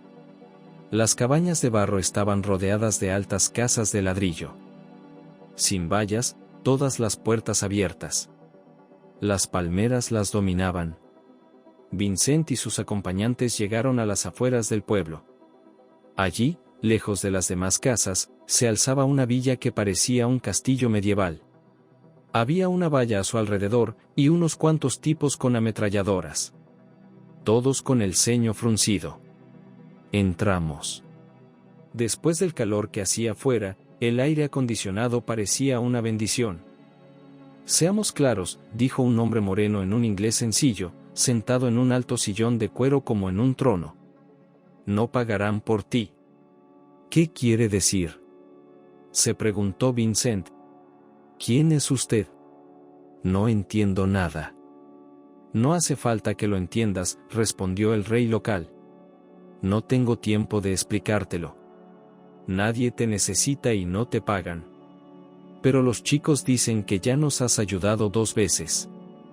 Vincent no dijo ni una palabra. No le gustaba el ambiente ni la conversación. De lo único que se alegró fue del aire acondicionado, que mantenía la habitación a una temperatura agradable. Delante del zar había una mesa con fruta, queso y dulces. Vince se quedó mirando la comida y tragó saliva. El pirata siguió su mirada y sonrió. Come algo, mantén la boca ocupada, dijo. Los chinos fueron comprados enseguida. Con los británicos nos estamos ocupando. Pero contigo, marinero, hay un problema. ¿Qué clase de problema? Vince se sorprendió. Soy ruso. Los africanos nos quieren, hemos ayudado a todos aquí muchas veces. No todos nos quieren, le corrigió el jefe pirata. Son negocios, ¿sabes? Pierdo el tiempo explicándote cosas. Yo no pedí que me secuestraran, dijo Vincent. Soy mecánico, yo no decido nada. Solo podemos mantenerte y alimentarte si trabajas para nosotros, dijo el rey y se inclinó hacia él. Debes ganarte el pan y la vida. ¿Y si no lo hago? Preguntó Vincent, llenándose la boca de queso y uvas. ¿Cuánto ansiaba una comida en condiciones? Incluso las amenazas del pirata le hacían menos efecto cuando tenía el estómago lleno. Arrojémoslo al mar, bostezó el rey. Dejemos que los tiburones lo solucionen. Vince sabía que aquí había tiburones, porque las aguas estaban muy calientes. También estaba dispuesto a creer que se habían negado a pagar por él tan rápido como por los demás tripulantes. Ya había oído algo parecido. Solo que cuando estas historias se cuentan tomando una cerveza, es una cosa. Que un hombre enorme de piel oscura amenace de muerte por negarse a trabajar es otra. Tengo una familia en casa, dijo Vince. Trabajarás para mí durante un tiempo, te comprarás tu parte, explicó el capo. Y luego te irás. ¿Un contrato? El testamento fue idea de Vince, de principio a fin. Tina no entendía por qué se le ocurrían esas cosas a una edad tan temprana. Pero ahora lo resolvería todo. Las relaciones con su suegra ya estaban tensas hasta el punto de ruptura. Vender el piso, pagar al banco y separarse como barcos en el mar. Lo único que les hacía contenerse era Mike, que no quería meterse en problemas de adultos. Tina se sorprendió a sí misma pensando que ya había aceptado la idea de que tendría que dejar el apartamento, de una forma u otra. Antes, la sensación de ser la dueña del lugar le daba fuerza y energía. Fregaba el suelo y los muebles sin descanso, limpiaba casi todos los días, decoraba constantemente, compraba muebles nuevos. Ahora le daba pereza hasta quitar el polvo de los armarios. Mamá, a limpiar, dijo Mike con su fregona de juguete en la mano. Le gustaba el orden. Recordaba dónde y qué juguete había puesto, dónde había dejado el coche. Y cuando mamá fregaba el suelo o pasaba la aspiradora, él venía enseguida a ayudar. Para mantener su interés por la limpieza, Vince y él incluso le compraron una fregona de juguete. son los niños más felices de la historia de la humanidad. Hoy no, Mike, dijo Tina. Ve a jugar con los coches. Estoy ocupada. ¿Qué haces tú?, preguntó mi hijo. Trabajando, suspiró la mujer. Tina se estaba preparando para el juicio. Tanto ella como su suegra serían citadas a la vista. Harían preguntas. Ya debían de haber solicitado información a la policía, al Ministerio de Asuntos Exteriores. Adjuntó a la solicitud una carta que acababa de recibir de su empleador. Lo más probable es que declaren desaparecido a su marido. Entonces ella podrá conseguir un aplazamiento del banco, unas vacaciones de crédito. O finalmente obtendría ayuda de la administración, no de palabra sino de hecho. Mamá, ¿cuándo viene papá?, preguntó Mike. No lo sé, respondió Tina con sinceridad. ¿Lo sabe la abuela?, continuó. ¿Quién lo sabe? No se le puede explicar a un niño tan pequeño que papá estuvo en apuros en algún lugar lejano. Y que ahora los detalles de su destino son un verdadero misterio. Cuando sea mayor, ella se lo explicará todo. Él entendería todo, lo haría. Vincent se encontró en una enorme ciudad portuaria que parecía una chatarrería. Había barcos por todas partes, en el muelle o simplemente varados en la orilla. Ni siquiera sabía aproximadamente dónde estaban. El rey pirata viajaba en un yate, hermoso, pero no el más lujoso que Vincent había visto en su vida marinera. Lo encerraron bajo llave, y cuando preguntó por el puente del capitán, uno de los guardias sacó una pistola. El gran jefe lo prohíbe, dijo con severidad. Usted, siéntese. Yo no disparo. ¿El tratado? El yate tardó 2 días en llegar a la ciudad portuaria. Su motor fue inspeccionado, funcionaba suavemente, maravillosamente, como un reloj. Y como los servicios de Vincent no estaban en demanda, no fue tratado muy bien. Solo le dieron de comer 2 veces, y parecían sobras de la mesa del jefe. Pero no había mucho para elegir. Ahora, el hecho de no haber tenido tiempo de despedirse de Peter se sumaba a la lista de penas del marinero. Había ido al encuentro de su destino ligero de equipaje, con la ropa con la que había sido capturado. En el puerto, sin embargo, las cosas se habían puesto un poco más cómodas. Lo pusieron en un enorme muelle de reparaciones, donde se trabajaba día y noche.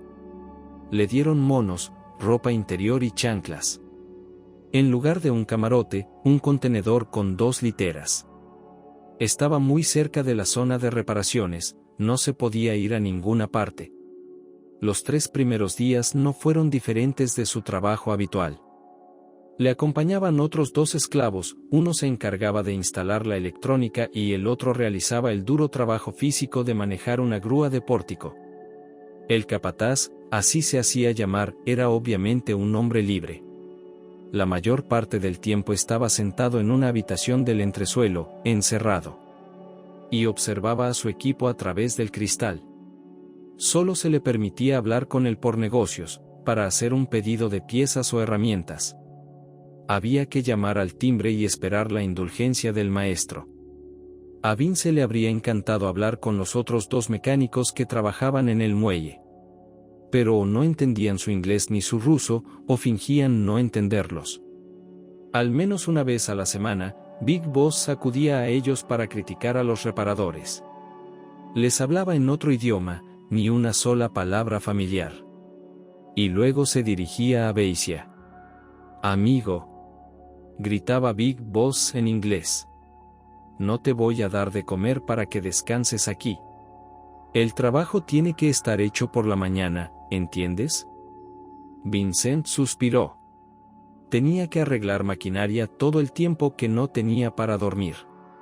Ya tenía las palmas de las manos negras de aceite y la mente embotada. No compartía las quejas del jefe. El mecánico no se había topado con un solo mecanismo que no pudiera devolver a la vida. Y el equipo de los piratas era repugnante. Todo estaba anticuado, desgastado, y si se revisaba, era por aficionados. Una cosa era buena, en la ciudad portuaria podía encontrar piezas de repuesto al instante.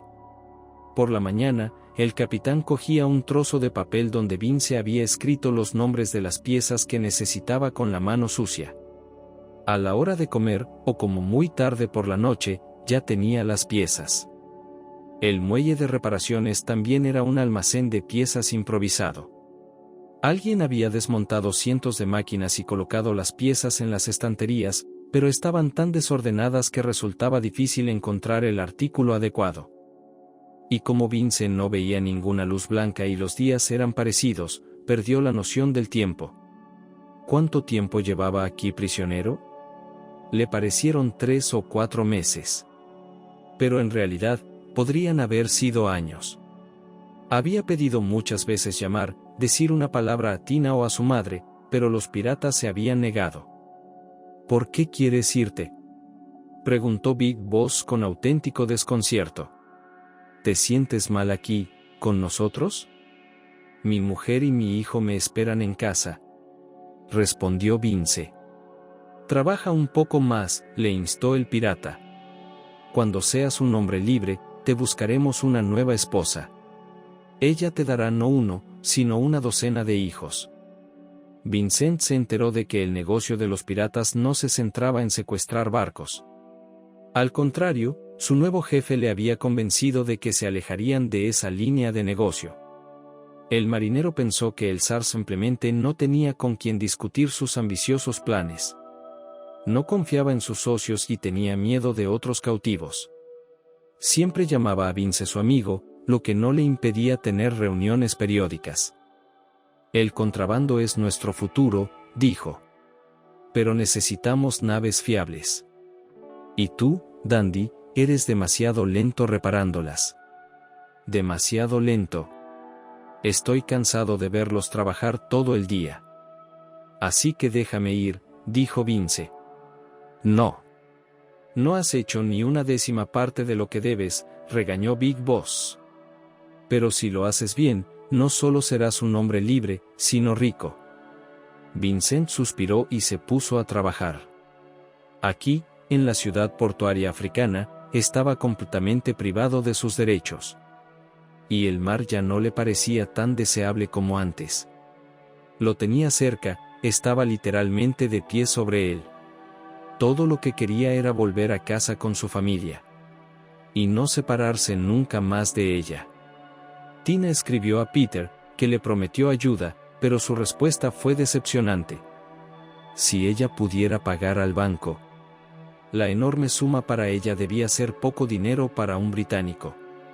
Además, conocía a otros compañeros de trabajo de Vincent.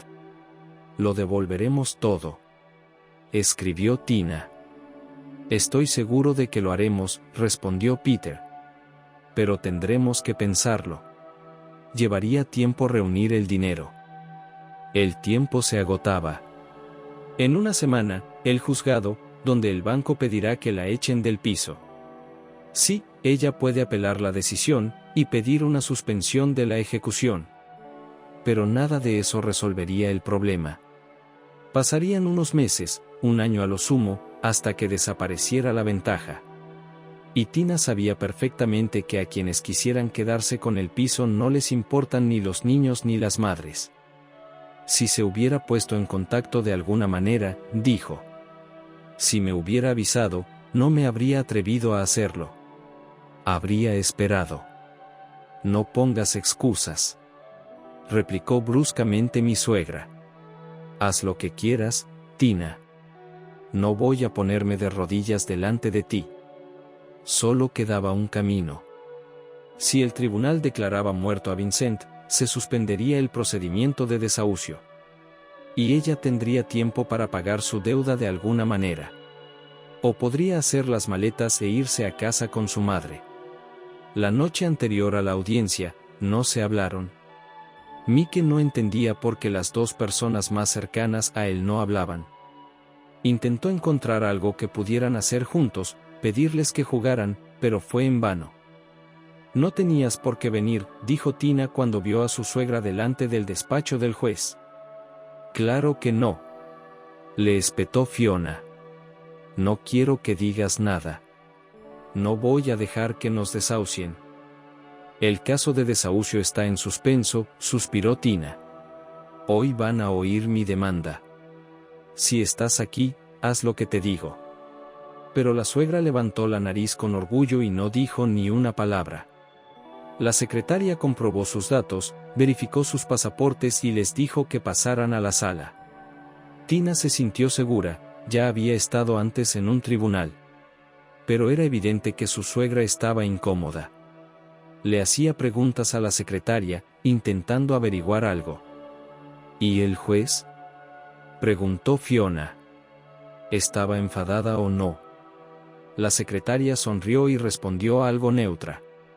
Claro que lo está, pensó Tina. Debería haber vivido con ella el último año. Me gustaría verla sonreír. Entraron en la sala y, en un par de minutos, una jueza con toga ocupó su lugar en la mesa. Era una mujer de edad indeterminada, podía tener 30 o 50 años. Ella también les aclaró los detalles, les explicó sus derechos y llegó al meollo de la disputa. ¿Apoyáis la solicitud?, preguntó a las mujeres. Sí, señoría, respondió Tina. Por supuesto que no, gritó Fiona. La juez le dio un golpecito en el taco y la amonestó. Fiona se preguntó sinceramente, ¿qué había hecho mal? La mujer de la toga movió unos papeles y empezó a hacerle preguntas a Tina. ¿Qué hace falta para declarar muerto a Vincente N.? Señoría, nos encontramos en una situación financiera difícil, contestó Tina. Declararlo muerto nos permitirá recibir prestaciones de supervivencia. Ya veo, asintió el juez. Fiona, aclara por qué no apoyas la solicitud. Porque Vincent está vivo, respondió la pensionista. ¿Cuándo fue la última vez que hablaste con él? Hace una semana, dijo Fiona desafiante. El juez miró expresivamente a ambas mujeres. Tina suspiró. Lo más frustrante es cuando el tribunal empieza a dudar de la veracidad de una declaración. Ocurre a menudo. Le daré una semana, dijo. Hay una adivina junto al mar. Tina fue a verla, sin pensar en la posible cola. En la casa de la adivina había sobre todo recién llegados esperando, holgazaneando en los bancos. La mujer contó 6 personas y quiso marcharse.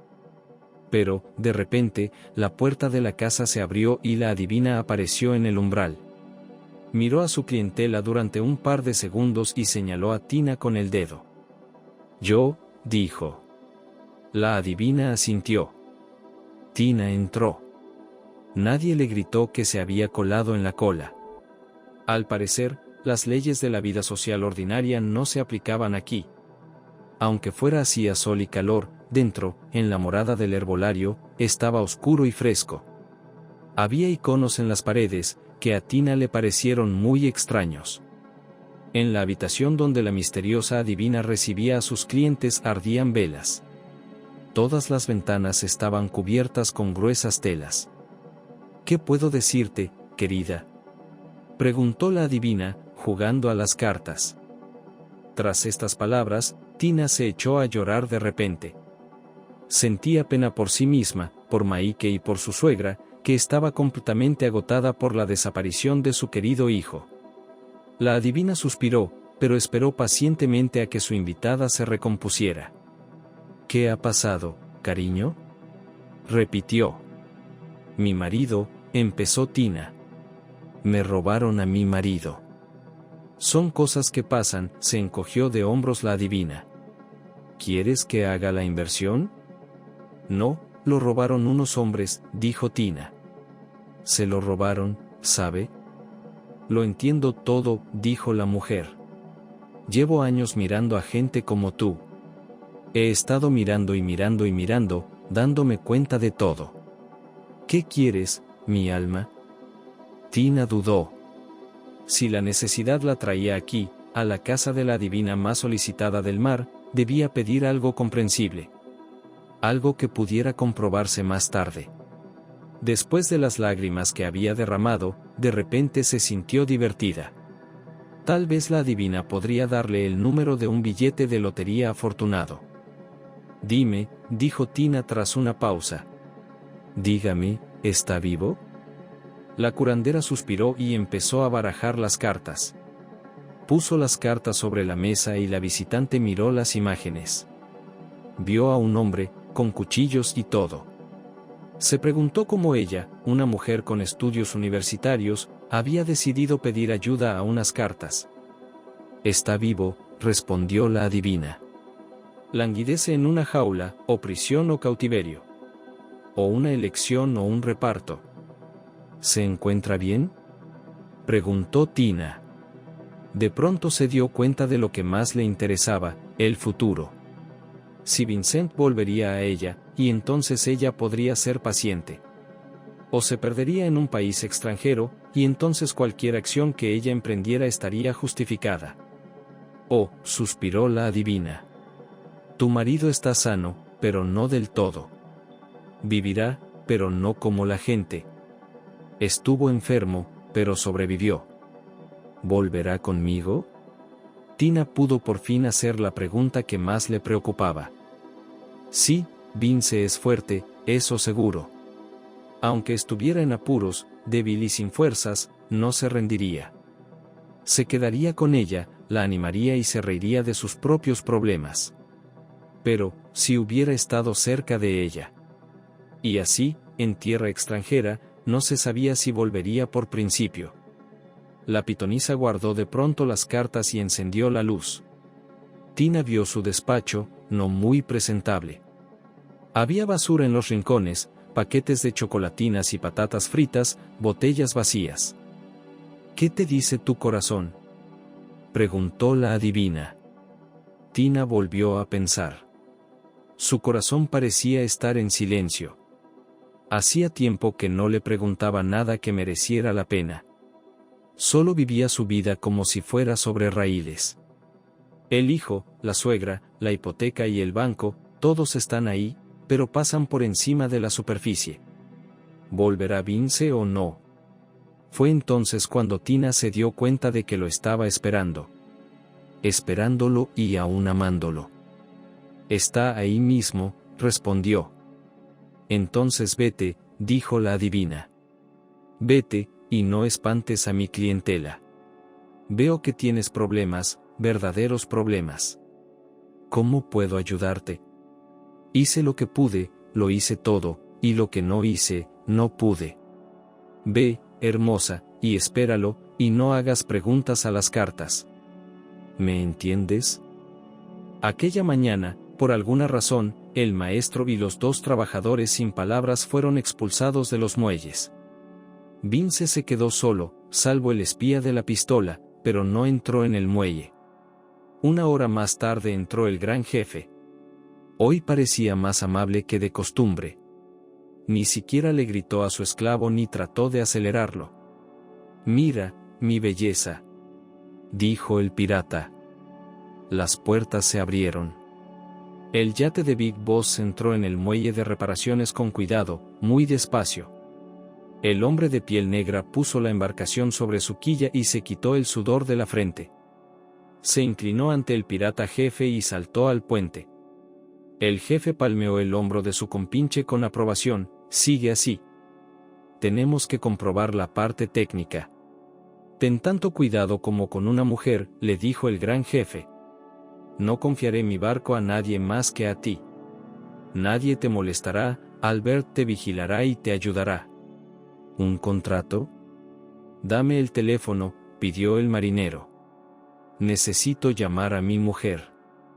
La conexión no funciona aquí, dijo el patrón sin pestañear. Para hacer una llamada, tienes que salir al mar. Pórtate bien y mañana saldremos juntos en mi belleza. Llamarás, te doy mi palabra. Las puertas del muelle de reparaciones se cerraron. Vincent estaba muerto de cansancio de esperar, de estar lejos de su familia, de trabajar todo el tiempo. Decidió que era hora de tomar las riendas de su destino. Si Peter no hubiera sido tan escéptico en el barco.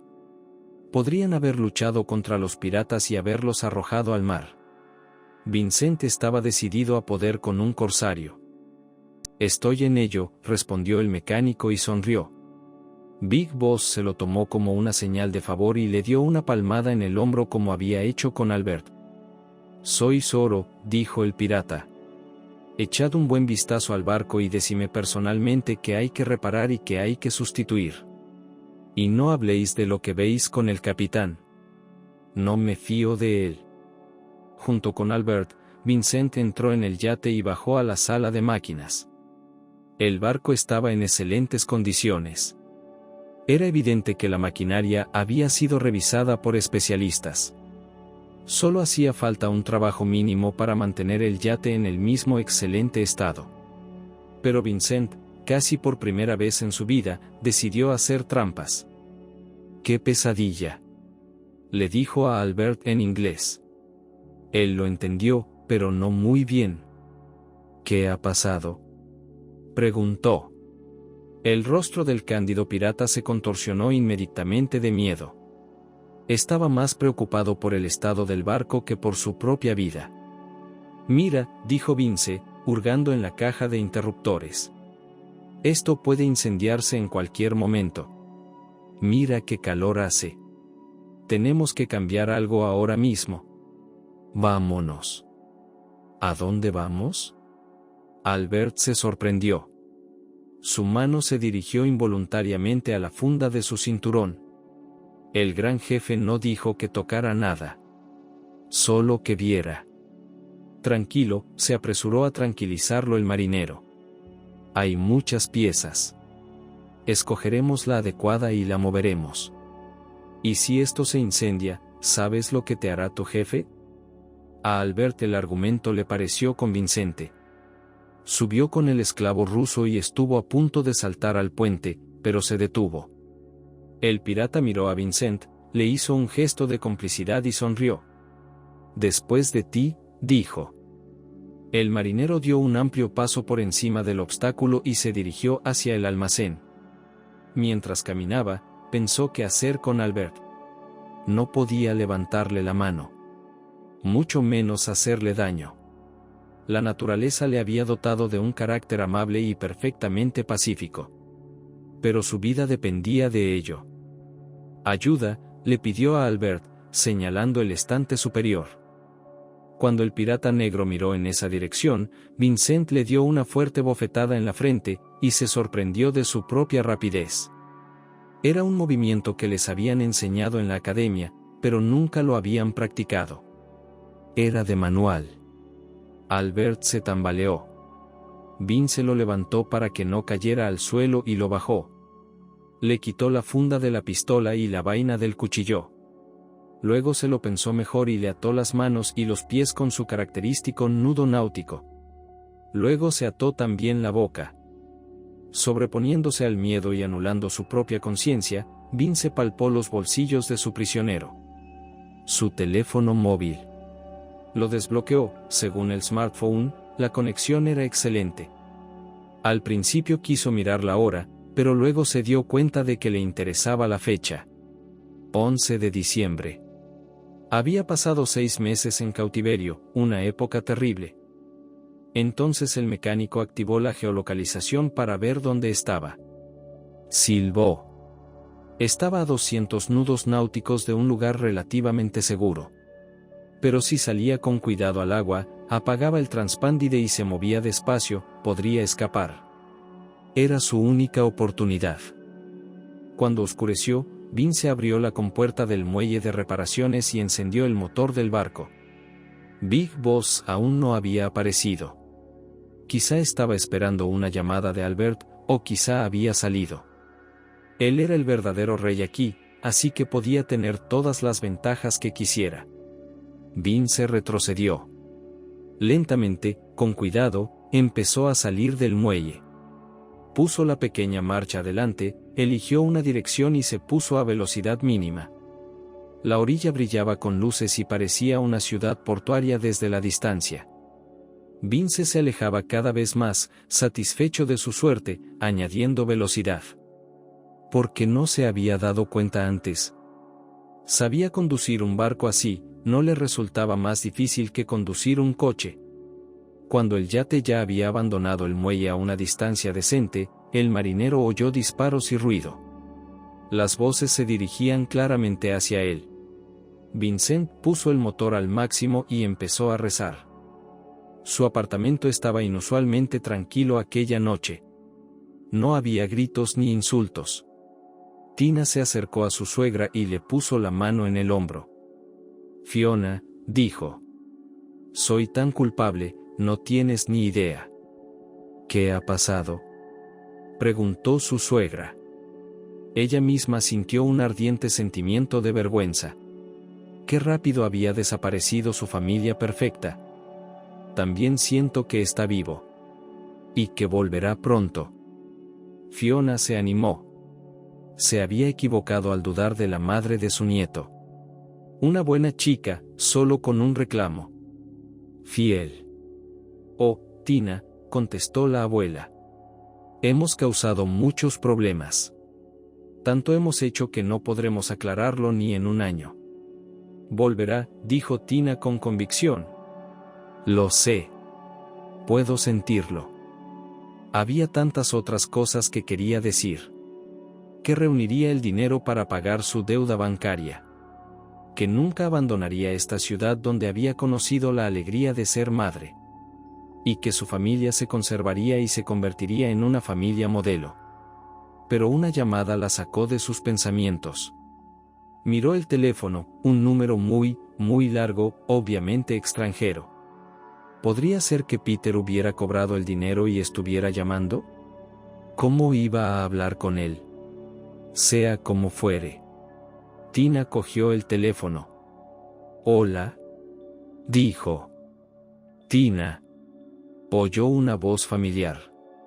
Tina, soy Vince. Tina, estoy llegando a casa, ¿me oyes?